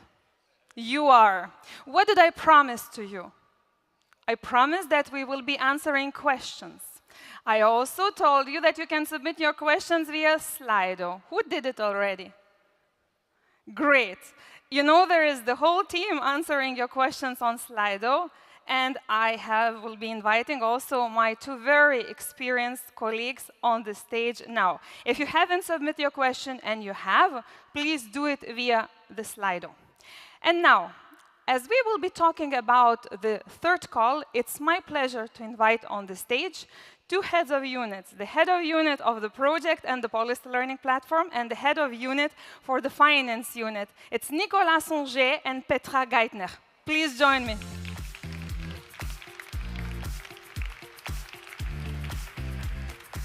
Hello, Irma. Hello, Petra. Hello, Nico. Hello. Are you also excited to see such a great audience and active audience? Very impressive. It's really enormous and very beautiful to see this big crowd here gathered today. We can already feel the interest in the third call now, to be honest. Nico and Petra, you work with the program for more than 20 years. Indeed. So with your teams, you are used to receive applications, to assess them, to follow the projects, and to answer different questions related to all program issues. So you are really our real expert. You put pressure on our shoulders, Irma, but we are more than 20 years there. Yes, it's true. So Nico, we with communication team, you know, we like challenges and we like to propose challenges. As you are the experts, I have a small challenge for you, and I will give you instructions. You will need time, so you will take comfortable seats. Okay. On the small table, you will find 10 frequently asked questions. As we are now in the third call, but we started to communicate about it earlier, people already started to ask questions about it. So we selected 10, and I leave you on the stage to answer those questions related about the call. You are ready? I brought my telephone joker and maybe an audience joker. Will you help us, maybe? Okay. If you want to ask audience help, we'll see. But at least you have your colleagues also upstairs in the Slido answering, helping you a little bit also with the questions we receive online. And by the way, once you finish with this, I am back here, back on the stage to read all the questions received via the Slido. So be active and submit your questions. Thank you, Irma. Please take your seats. Let's see what Irma left for us. Petra, I will let you open the envelope if you're okay. Feels like It's at the fine for you. Oscars, but... Feel back to your university time a bit, no? Yeah, the exam questions, isn't it a bit? Okay, Nico. Shall I? Let's go. Let's see. I think it's a question for you, Nico. What is an Interreg Europe project for? Very wide question. Yes, I could speak for hours on this one, so I will try not to be too long. I think we have heard a lot already this morning on what Interreg Europe is about, and you see that completely reflected in what the projects are about. So the third call is, of course, dedicated to projects, and you see the overall objective of the program reflected in the project objective. I remember John Batchelor this morning say you should be flexible, not too prescriptive. I'm afraid we are a bit prescriptive on this because you will not have any choice in your project objective. The program will predefine it for you. The objective of any Interreg Europe project will be to improve the policy instruments of the participating regions. You may wonder, what does that mean, a policy instrument? It's a strange word. The notion of policy instrument is very open, very broad in Interreg Europe. It can be a strategy, it can be a program, it can be a plan at different levels. It can be at the municipal level, at the city level, at the county level, at the regional level, at the national level, even if justified. So you see, it's a very open world. One of the things I may add, Petra, if you don't mind, we are part of the cohesion policy. Interreg Europe is part of the cohesion policy. And you may know that Interreg is a small part of this cohesion policy. The big part is about ERDF, ESF, just transition funds going directly to the member states and to the regions. And there's a unique feature in Interreg Europe, which is to help these programs implemented in the regions, in the member states. It's to help this program for a better implementation through exchange of experience. And what does it mean in our program? It means that if you are in a project, let's say you have 8 regions, these 8 regions select the policy instrument they would like to improve. At least one of them would need to select an investment for jobs and growth program, meaning an ERDF, ESF program in the region. So this is a very important requirement in our program. And sometimes, do not hesitate to ask questions on this, because sometimes we receive a lot of questions on this aspect of the program. I hope it's clear and not too long. Very good, Nico. That's good warming up, and I think you explained the essentials already in a nutshell, but I see Irma wants us to go deeper. Okay. Question 2. What activities can be implemented in the projects? Another important question. Another, let's say, prescriptive aspect of the program also, because you heard this morning the importance of capacity building, administrative capacity building, and this is what Interreg Europe is all about. We are there to help people to meet each other, to visit places, to understand how things are going in the regions. So this is everything. Thank you very much. Sorry, thank you. This is everything related to exchanging experiences understanding each other, meeting each other. So you see on the slide the typical activities we are supporting: workshops, seminars, study visits, staff exchange, peer reviews. All these kind of things are at the heart of what Interreg Europe projects should do. However, sometimes it's not enough just to see each other, visit places. In some circumstances, the region, they realize they need to try something. They need to learn by doing. So under certain conditions, the project, they can also propose a pilot actions. And a pilot action is a very concrete implementation in the regions in order to learn, to see if the things work before it can improve the policy of the region. All this contribute to increase the capacity of the people, of the organization involved in the project, so at the end, they can improve their policies. This is what I can say, Petra. I don't want to be the only one answering questions, so if you don't... I was so relaxed. It was very nice. If you don't mind, I'd like to take the next one. Okay. We are a team. Thank you, Petra. And another very interesting question. I think we mentioned it briefly also earlier today. How long do the Interreg project run? Yeah. I think it's also a very important question. So the duration of the project is fixed. It's the same duration for everyone. It is 4 years in total.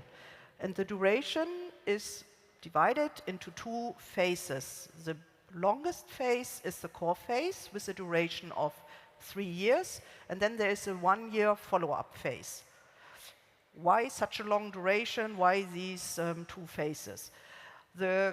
Of course, if you are exchanging experience during the core phase, it takes time. You need to get to know each other, you need to get to know the people in the partnership, you're gonna have meetings, you're gonna do the study visits, but don't forget, also at the end of this 3-year period, at the end of this core phase, you are expected to have achieved policy change. And of course, this takes time and very deep discussions that you are then using this 3 years, this learning phase for. Then, afterwards, once the policy change will have been achieved, it's also very interesting for us that you continue discussing in your partnership and report back to us about the effects that this policy change has produced. So that's why there is this 1-year follow-up phase after the core phase, which gives then this total duration of 4 years. You could be a policy officer, Petra. Oh, thank you, after 20 years.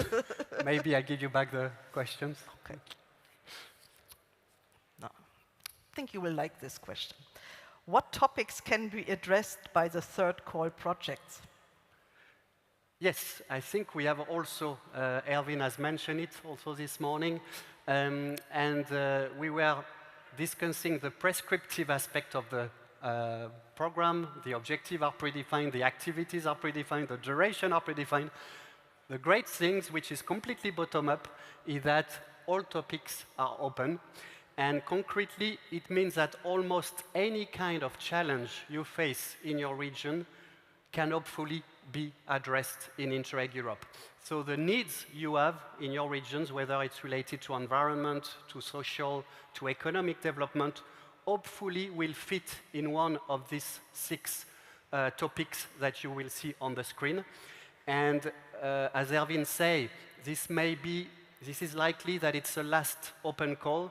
So we would really, again, encourage you to take this opportunity to come, because you would have a wide possibility of topics under the third call.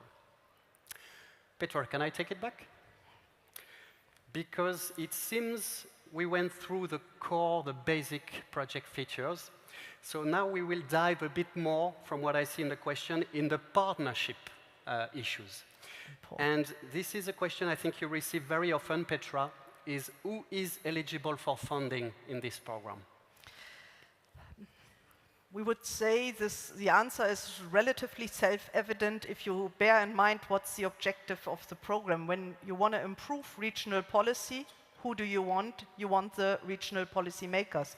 Who is making the policies? It's obviously the public organizations. Nico mentioned already the different levels, the local authorities, the regional authorities, and also in many countries, the national authorities. So this is really the main target group of the program. Then often also public law bodies have a policy relevance and may be involved. And then to a certain extent, because we know in certain countries for the policies also some non-profit private bodies are relevant, can also be involved. But clearly the target group are the public authorities, the regional authorities that we want to be involved first of all. Thank you, Petra, very clear. Maybe you take the next one. Okay, a new challenge for Nico. Yes. What is the policy relevance? It's weird. We have a different question on the screen, but it's interesting. I think it's more or less the same. Who should be partners in project? What is the policy relevance? I think, Petra, you have almost answered. You stole my words already. This question is about the target group at the end of the day.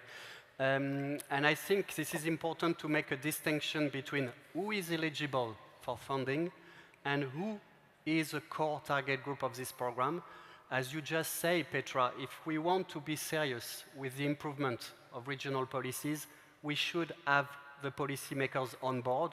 We should even have them as drivers, that would be the best, in the project. What does that mean? So we have this notion of policy responsible authority in Interreg Europe. You will hear it all the time. Because what we mean by this notion, it's the authority that is in charge of the policy you would like to improve in your project. And one of the requirements in this program is that this authority must be involved in the project. There's a small example of this on the screen with a smart specialization strategy of a Polish region, where you see the policy instrument address and who is responsible for it, the Marshal Office of the Voivodeship.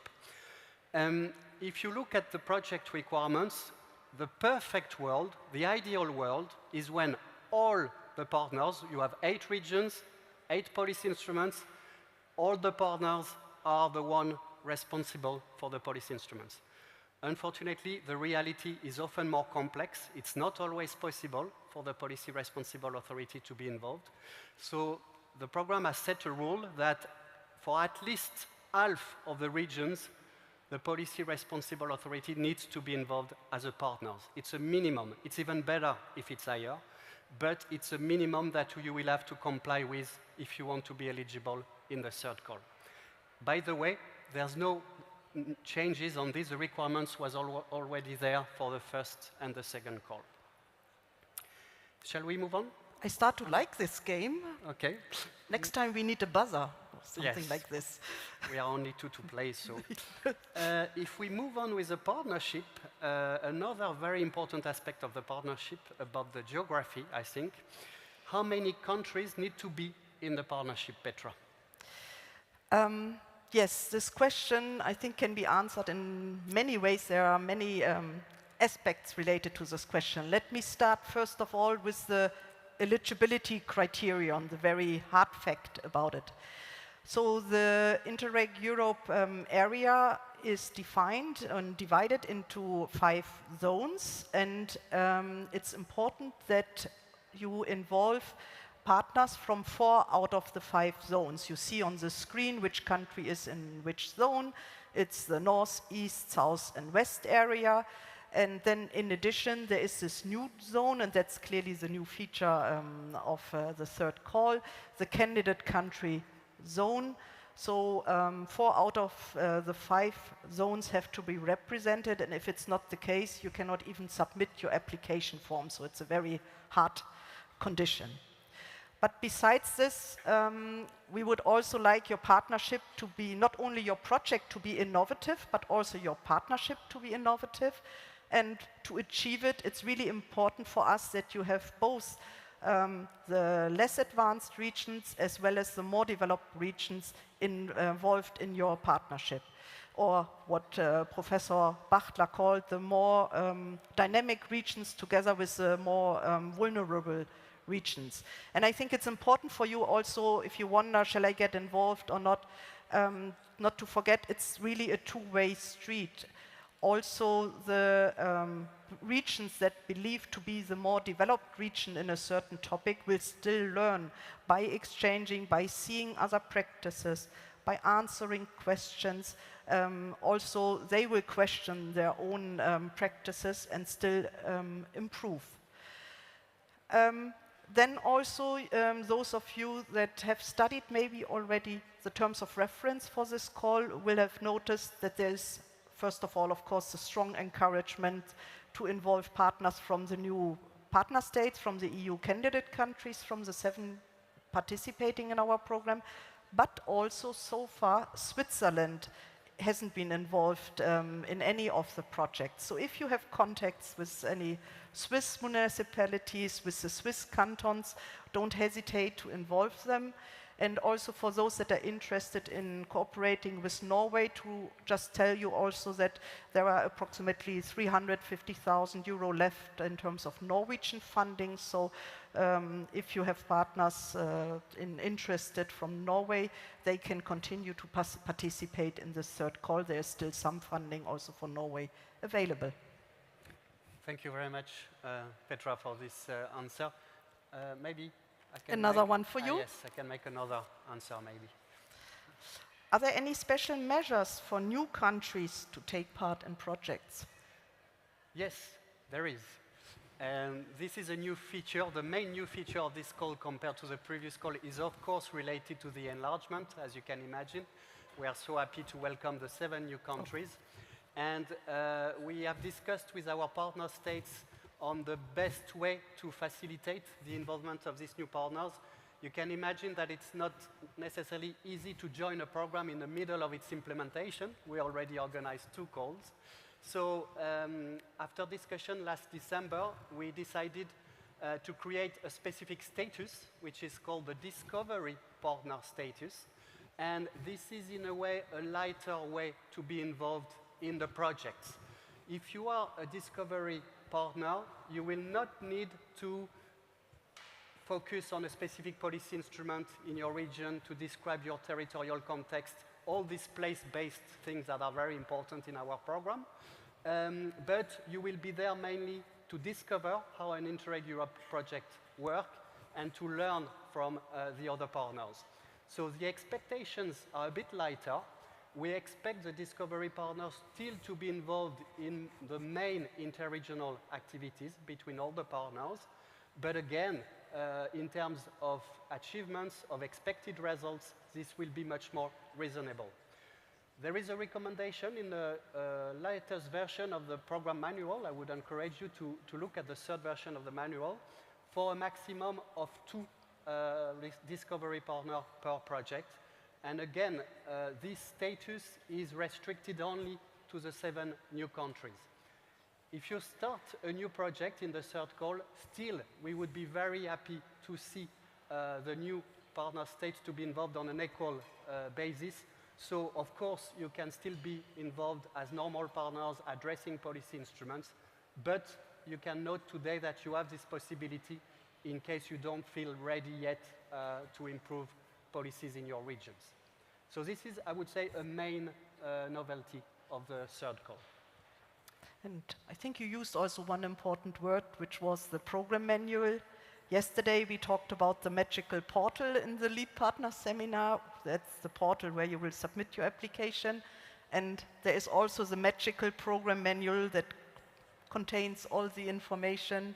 Also, if you want to reread the definition of the discovery partner or the other partner statuses, yeah, read the program manual as well. And I cheated a bit. I looked at the next question already. This is for sure for you, Petra, from what I see, because we haven't tackled yet the very important element of funding and finances. So could you tell us more about the usual project budget in average and also the co-financing rate, how the program financially supports the projects? Mm-hmm. I think in terms of project budget, we had written in the program manual that it's between 1 and 2 million euro ERDF. What we observe, thanks to the projects from the 1st and 2nd call, is that the average budget is approximately 1.4 million euro. It's just to give you a reference. Of of course, it depends then also on the number of meetings you have, the number of partners you will involve. Those of you that have seen this slide in the past might notice a word has changed on the slide. Before we talked of ERDF, now we talk about Interreg funds. What's the difference? For you, nothing changes. It's just in the background. We now have ERDF funds, we have pre-accession funds, we have neighborhood funds for the integration of the new partner states. But all this is blended, so for you there's a single fund, it's very easy for you to handle, there's no distinction between the EU member state partners and the new partner states, so it's just the name that has changed. We do not talk anymore about ERDF, we talk about Interreg funds, which gives you also the complete flexibility. Sometimes shifts are necessary, this is possible thanks to the fact that this is pooled, as we call it. In terms of co-financing rate, no change. It's 80% for the public authorities and bodies governed by public law, and 70% for the non-profit private bodies, and 50% in terms of Norwegian funding. And regarding Switzerland, so if you're interested in involving a Swiss partner, please get in touch also with the National Information Point from Switzerland. You can find the details on our website in the country-specific information, and they can tell you more how it works, because we are not handling directly the Swiss funding. It goes directly through the Swiss national level. Thanks a lot, Petra. It seems that we have already reached the last question, the 10th question, and again, this is, I'm sure, for you, because we continue with finances, and the question is, what costs are covered in the project? Of course, the activities come first.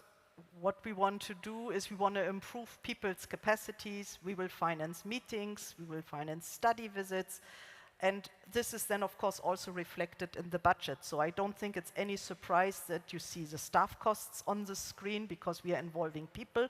It's about people cooperating, learning, institutions learning. Then there's also a certain percentage reserved for office and administration costs. This is very easy. The staff costs are reported on a real cost basis, also in a simplified way. But what is very simple is for the office and administration costs, it's a flat rate that is applied. It's a fixed percentage of 15% that is added on top automatically in the system of the staff cost budget, and later on also when it comes to reporting, it's automatic. And then also in this programming period, the novelty is that we are using a flat rate also for travel and accommodation. I think it's obvious when you meet, you need to travel. Why should we go into all the little details, check each metro ticket and so on? So this is the big simplification, choose the flat rate, and then 15% for travel is also automatically added on top of your staff costs. A real cost option still exists, but this should only be used in very well justified cases, which is usually more for the peripheral areas of Europe, where it's a bit more difficult maybe to travel and more costly to travel, or the outermost regions, for example. We have to see, maybe for the new partner states, it's up to them to check if it's interesting to use the travel rate. But for all others, the flat rate, but for all others, I really recommend keep it simple, make use of this flat rate, and reserve the real cost only for very specific, the real cost option only for very specific justified cases, like if someone is from a peripheral area. And then a bit of external expertise and equipment costs. Usually it's office equipment only, up to 7,000 euro. And then also, if you have a pilot, there might be additional equipment, but in a classical project, we wouldn't see anything else than the basic office costs. There's also an additional budget line of infrastructure and works, but this is also clearly reserved for those that want to ask for a pilot action, not relevant for anyone else, because when you do exchange, you don't have any infrastructure and works costs normally, except for the pilots. Thank you very much, Petra. I hope we pass the audition. Irma. Yes, I come back to the stage to ask the audience, did they pass the exam to answer the questions? They did, so they deserve applause. Thank you. But, you know, my evaluation is the following. You were on the stage answering 10 questions. We received another 40 questions by the audience via the Slido. Are you ready for this? We are. Ready. But I have good news for you. You have an excellent team that is supporting you, and they dealt with most of the questions. However, there are just few questions left for you to answer. And big applause for the team that dealt with the questions to answer them online. So I'm reading them. Is it mandatory to involve new countries? It Petra, is for you? not mandatory to involve them, but it's very highly encouraged. Yeah, I think we see also from the people present here that we have representatives from the new countries here, that there is an eagerness to get involved. And when we talk to our the project partners from the EU, we also have the impression that there is also a big eagerness to exchange with them as well, to learn how things work in their countries. So I can only strongly encourage everyone to look and mobilize also the links they might already have with each other. Yeah. Next question for you is there any still significant budget available for the 20% of policy objectives? Nico, I think this is for you. Budget there is, but for the 20%? It looks a bit like a finance question now, but I think there's no issue at all with that. Why? There is indeed a concentration principle in our program that 80% of the budget should be spent on a certain number of priorities. But the reality shows that the demand we receive is even more concentrated on this topic. So for sure, at the end of the programming period, I think we will be even above the 80%. So you should not worry too much about this 80-20%. Next question. Should the projects be innovative in order to be approved? Yes, it should be innovative. To do interregional cooperation is innovative in itself, you know.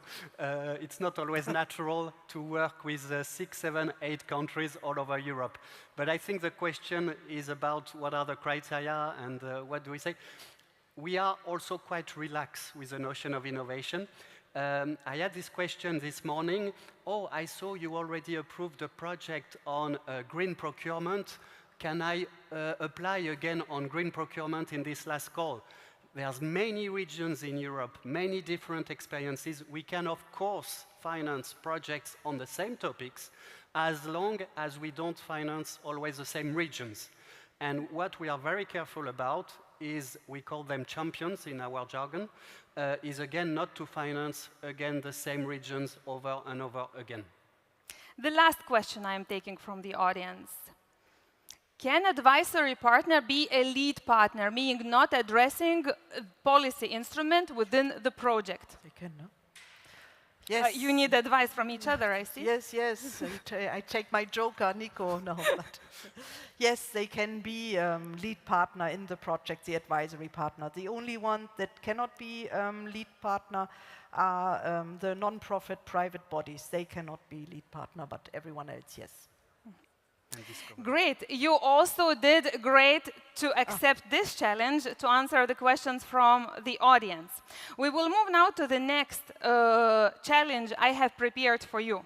And Nico, it's the third call now. We already have some experience from the call, the first call, the second call, and I would like to invite you to take now a center place here on the stage and to explain to this audience the lessons learned. After this, I release you. Then it's the challenge for Petra. Okay, thank you, Irma, for the challenge. First challenge for me, great. Yes, we are lucky today because we are building on 2 calls already. So at least we can share with you a few lessons learned from what happened these 2 past years. And if you don't mind, I will speak first about what we call eligibility and then quality assessment, because these are the 2 steps of the selection procedure. If you look at the eligibility, we would first advise you to be very careful with the first requirement I mentioned at the beginning, the necessity to help mainstream programs, investment for jobs and growth program to be involved in our project and in our cooperation. We realize sometimes in some applications that certain policy instruments are described as investment for growth and jobs program, although they are not.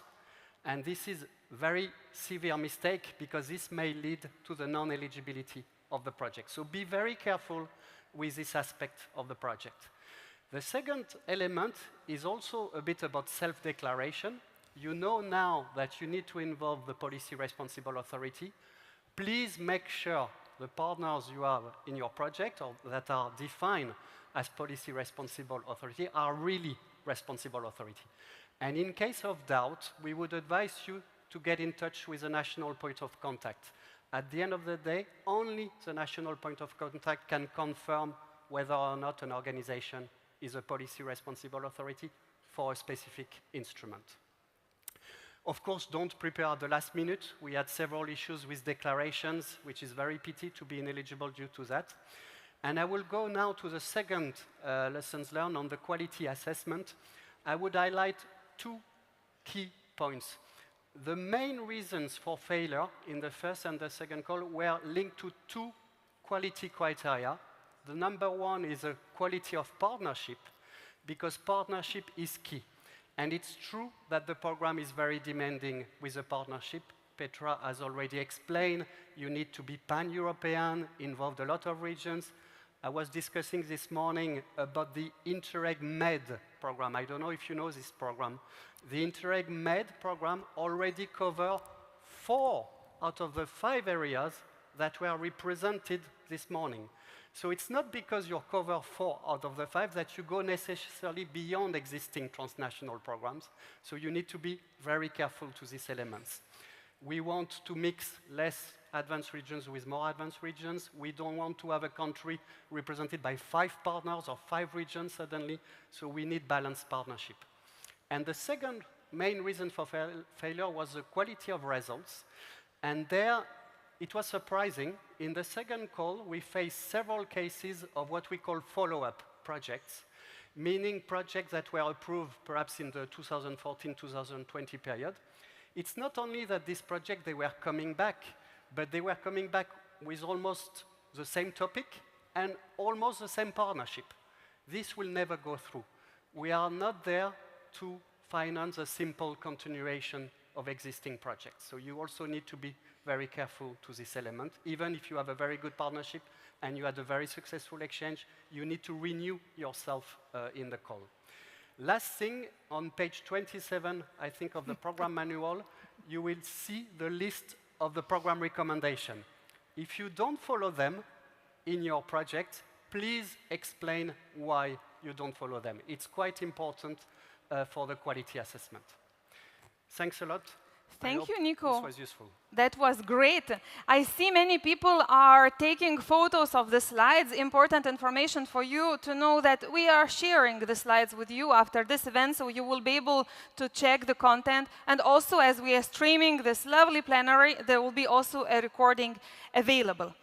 Nico, big applause to you. Thank you very much for your contribution. Petra, I have an easier task for you. To share a tip you want to share with this audience, one final tip to share with the audience who are ready and are working on the project applications within the third call. I would say really use the 2 days, today and tomorrow, to network, to form very good partnerships. We usually recommend that in a project 5 to 8 regions should be represented. This is considered from experience usually a good size to exchange. So do not only work with the people you know already. The most interesting is to meet new people, to explore the wealth of knowledge in other regions as well. And of course, in this context, I know we are repeating ourselves, but for the new partner states, partners here, get involved, and also for the EU member states partners, look beyond the European Union as well, so there are really use this new opportunity that exists. Thank you very much, Petra, for this final tip. Thank you, Irma. It was great to have my two colleagues who answered many questions. In case you still have questions about the third call, you can submit them via the Slido, and my colleagues in the studio and the Slido team will answer them if they are submitted now by the end of the session. In case you have further questions, there are other opportunities to meet and to consult with us. There is Interreg Europe Corner running this afternoon, and then you can address those questions to all of my colleagues. There will be a whole team there to answer those questions in presence. Now, we talked about the third call. We talked about how the project should be, what is important to keep in mind. I think it's now really a time to see how indeed a real project looks like. And for this, I would like to invite you all to watch a short video about our project at work for NETS. And as you can guess from the project acronym, it's a project addressing the social topic. A vibrant and dynamic generation of youth is a symbol of a thriving society. The younger generation represents the future innovators, creators, and leaders of tomorrow, with an unparalleled drive to making a positive impact on the world. But what happens when youth becomes excluded, disaffected, or discouraged from engaging within our communities? It's time to act. Over the past decade, the number of European youths who are not in education, employment, or training, collectively known as NEETs, has been increasing steadily. This has left 40% of youths exposed to economic hardship, resulting in a generation at risk of being left behind. While some NEETs are voluntarily inactive, others face multiple barriers, such as family responsibilities, illness, or disability that prevent them from engaging in work or education. Solutions are needed, and it is up to us as policymakers to find them. The repercussions faced by these youths are significant, leaving them more vulnerable to economic recession in the future. This is why 7 European countries have come together to strengthen EU-wide policy instruments, such as the Youth Guarantee Scheme, which aim to engage NEETs in education and employment. Introducing the At Work for NEETs project. Our goal is to empower young people to enter the workforce by enhancing active labour market policies and addressing core issues that prevent them from doing so. Through a comprehensive partnership covering different regions across Europe, this collaboration will gather and analyse data surrounding NEETs and policies in Europe to develop or improve profiling, training, work placement systems, and personalised support to youths excluded from employment. Let's use our resources to implement effective policy changes. Let's enable youths with a route to an active and brighter future.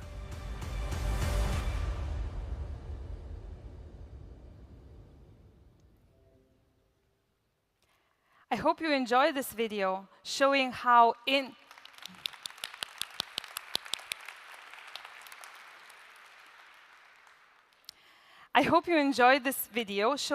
Interreg Europe helps 7 institutions in charge of employment to build their capacity and improve policies. And as the result, it will be easier for young people to integrate in the job market in those 7 countries. There are many projects, more projects for us, for the Interreg program to show to you. You can discover them in the exhibition. You can also visit all our project websites hosted on our Interreg Europe website. There are also many project partners present here at this event, and I would like to raise the hands who has experience with, who is indeed the project implementer and is present here. There are many things we can indeed learn from you. As in the next session, we will be talking about the tips you can give to the ones who are preparing the project applications. We have a Slido open, and you can submit your tips. And one of those project implementers I would like to invite on the stage. And it will be a project lead partner of our project, Embrace, and it's the lead partner, and this person is called Christina Koch. Christina, please welcome on the stage.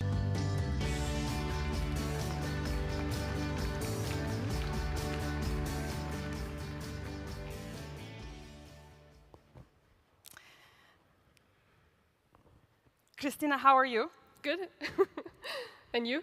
I'm also good. I'm really excited to run this program and also to have you on the stage, because before I was interviewing my colleagues. So we gave information indeed, how is the call and how the project could be. We watched the video. And I think it's also important to learn from your experience, because you are an experienced project partner. For how many years you know Interreg Europe program? Well, the first time we participated in Interreg Europe was actually already as a lead partner, and it was in 2016. Great. The project that you are running within this programming period, it's called Embrace Me, and it's about artificial intelligence and bringing this artificial intelligence to the small and medium enterprise companies. Could you tell me, how did you find idea for your project? Actually, it goes back a couple of years ago. My organization is called Austria Wirtschaftsservice, and it's Austria's national promotional bank. We're supporting businesses in different kinds of areas. 2019, we were interested in also having a new program focusing on artificial intelligence or supporting companies in implementing artificial intelligence in a trustworthy way. But we didn't have any experience and experts in our team. That's why we applied for a peer review at the Policy Learning Platform, which also got approved. And 2020, right before COVID, we hosted this one. It was in person, which was really great. We got a lot of inputs from the experts from Interreg Europe. We have started this small funding program in Austria Wirtschaftsservice 2020 with the recommendations. And as you all know, artificial intelligence became more important in the last years, and also our programs grew. We have much more funding programs and other programs supporting companies in implementing artificial intelligence. And that's why, for me personally, the idea grew that we should also use the chance to do an Interreg Europe, a whole project, focusing on this topic, also because Austria is interested in becoming more visible with this topic. Yeah. And Interreg Europe project, we know from the past, is really a great chance to become visible and also to exchange and to learn more. From what you are telling, it's clear that there was a lot of maturity or work done before you decided really to apply for Interreg Europe. And you managed to involve 9 partners from 7 different countries. Now, tell me your secret. How did you manage to do, and how long did it take from the start until you got the signatures on the paper? Yeah, it was a journey because because the topic is relatively new, not so many regions have a focus on it yet, so it was not so easy to find partners for us. We started in January. I think the first confirmed partners we had in March, so by like 1 year ago, and by the end of April we had the consortium fixed and finalized. Yeah. Our program is providing various support tools, and I am eager to know, did you use any of them? To find partners. To find partners, also to support projects in development. So we provide the seminars. There's also a lot of information on our website. Did you use any of those tools? Yeah, we did almost everything. And okay, so it means you attended our Q&A sessions. Yes. You attended our lead partner seminar week. And did you also consult? Did you took an opportunity to get individual consultation with the Joint Secretariat? Yes, we took the chance like 1 year ago. It was in Stockholm. We had a consultation with the Joint Secretary, also with our NCP, who was also here. And also for the partner, looking for partners, we used the the policy learning platform, and we put our idea there, and we also found 2 of our partners through this. Yeah, okay, great to know that also our partner search tool was very, very useful for you.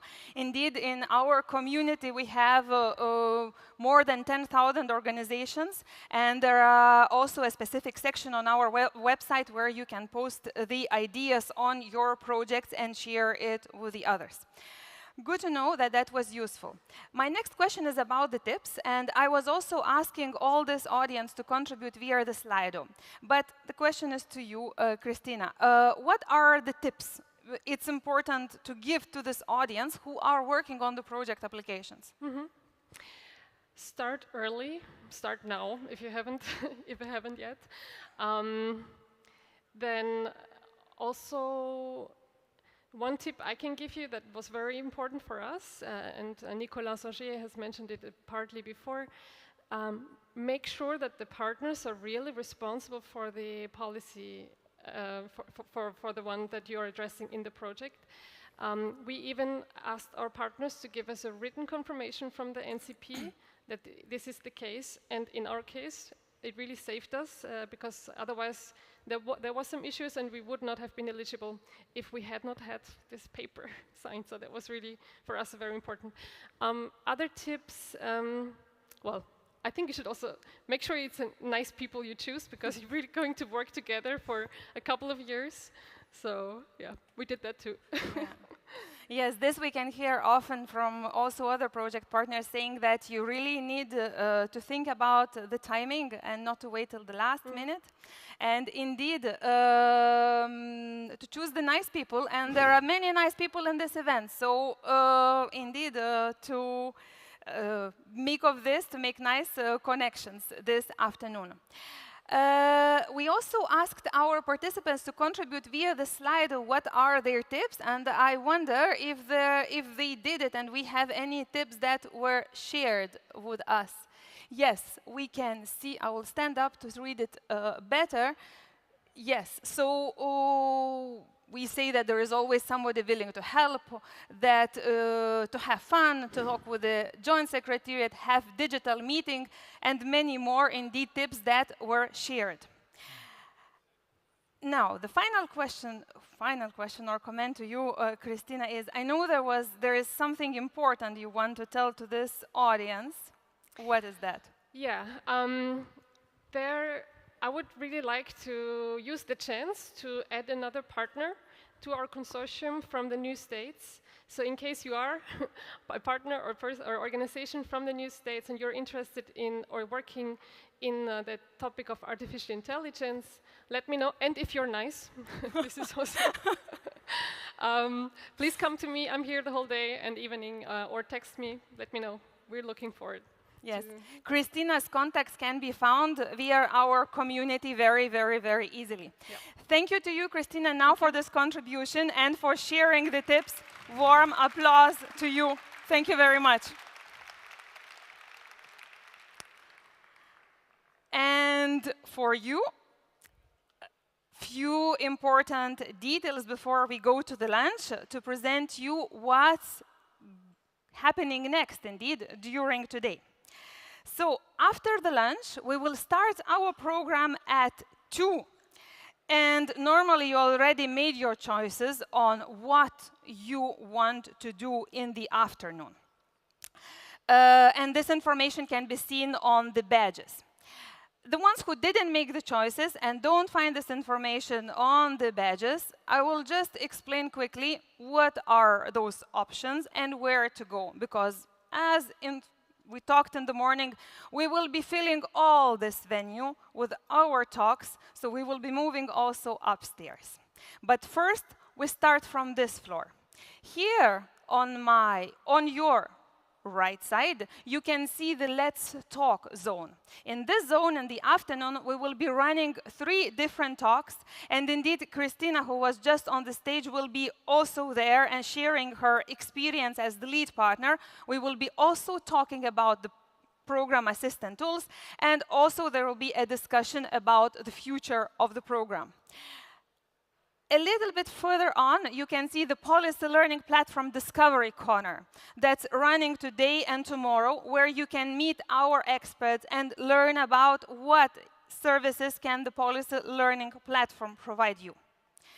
When we go up, on the floor up, we will have the Interreg Europe corner, where you can meet our team and have individual consultations, ad hoc meetings. There will be also individual consultations held to the ones who registered and have their appointment. 4 tables are located there.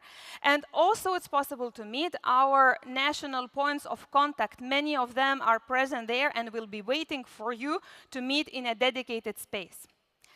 The ones who are running the networking discussions and have appointments for networking tables, because many of you have ideas you want to share and you are looking for the partners, all the networking zone is located on this side of the building. The tables from 1 to 6 are here, and from 7 to 10 are in the meeting rooms over there. So at the time you have an appointment, you should come to those rooms, and the others can see the program on our website and can easily join those networking tables.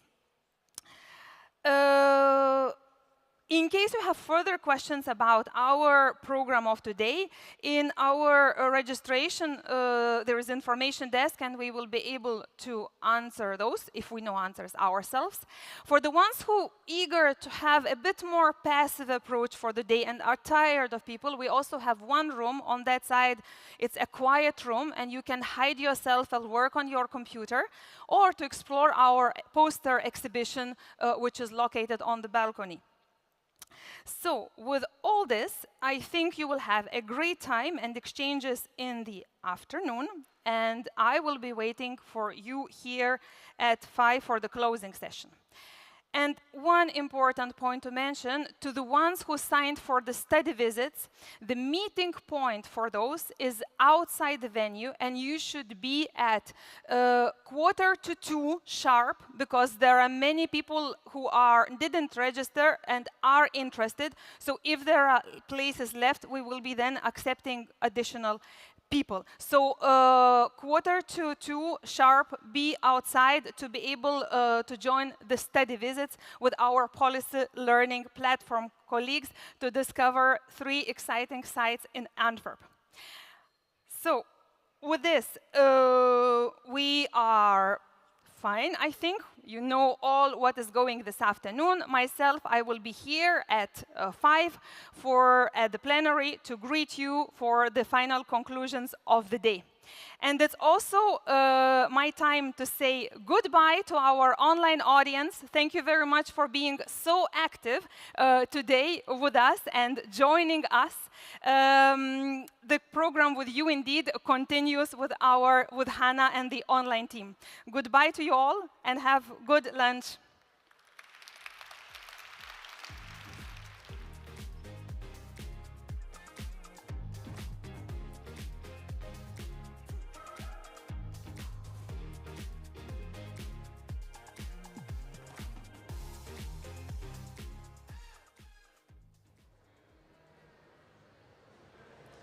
So that was it for our second plenary session of the day.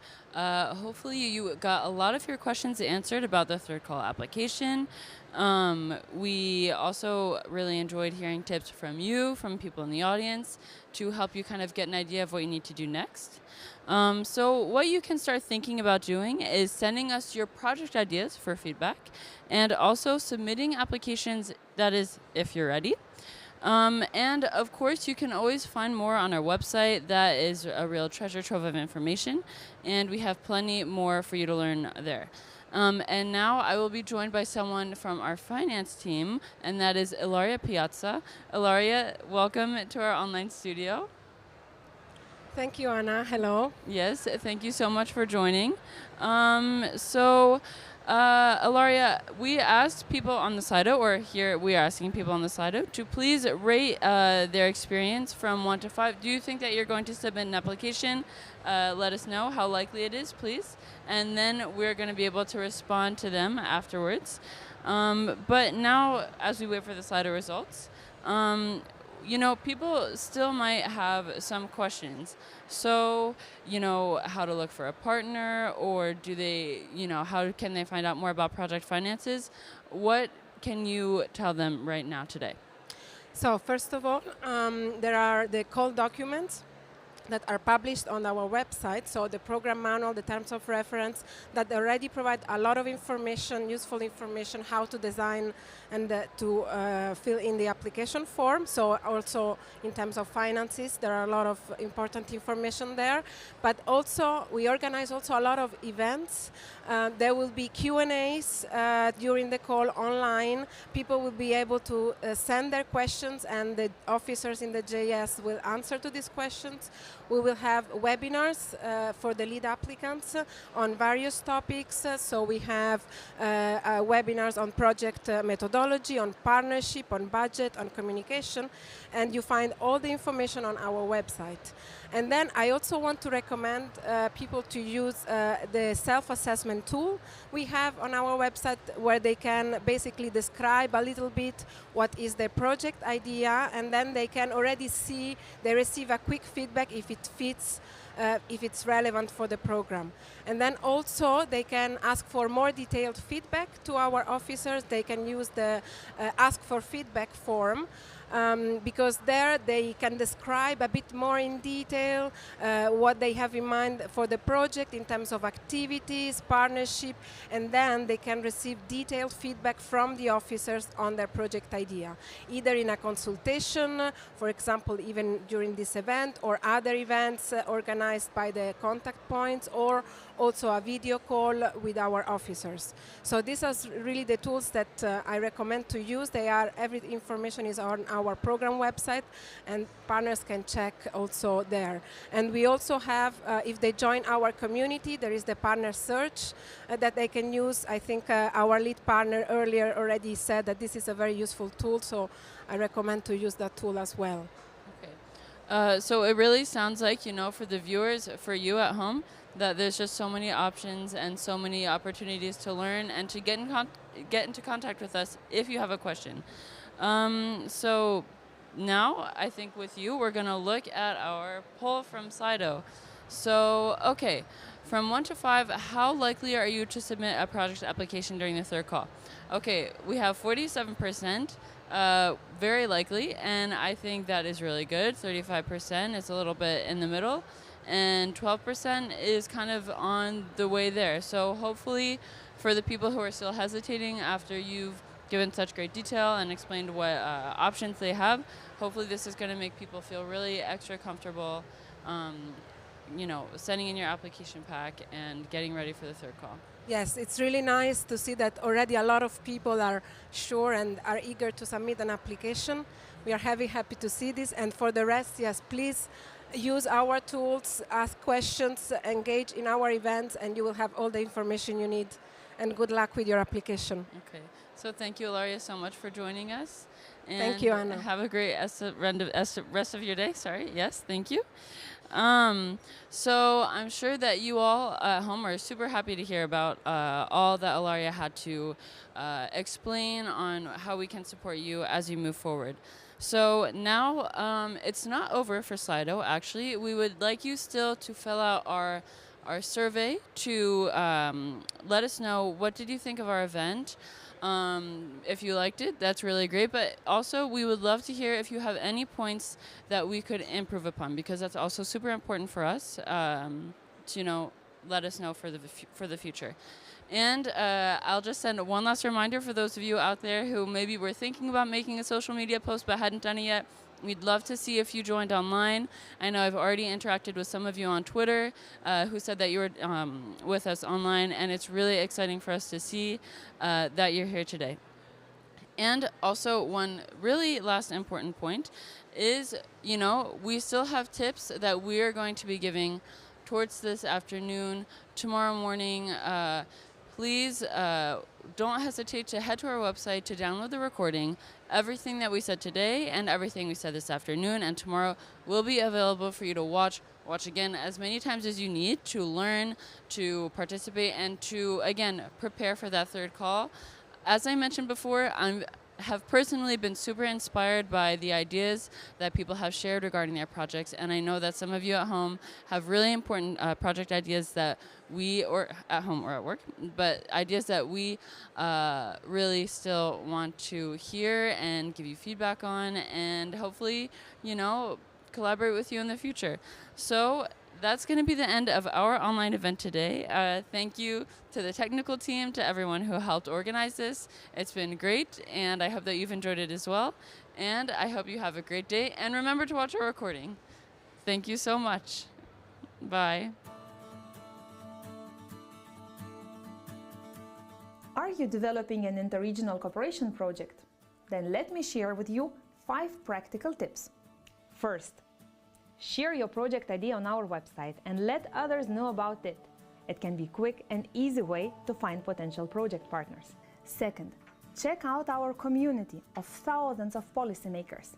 It can be a great resource for you to find a relevant match for your future project partnership.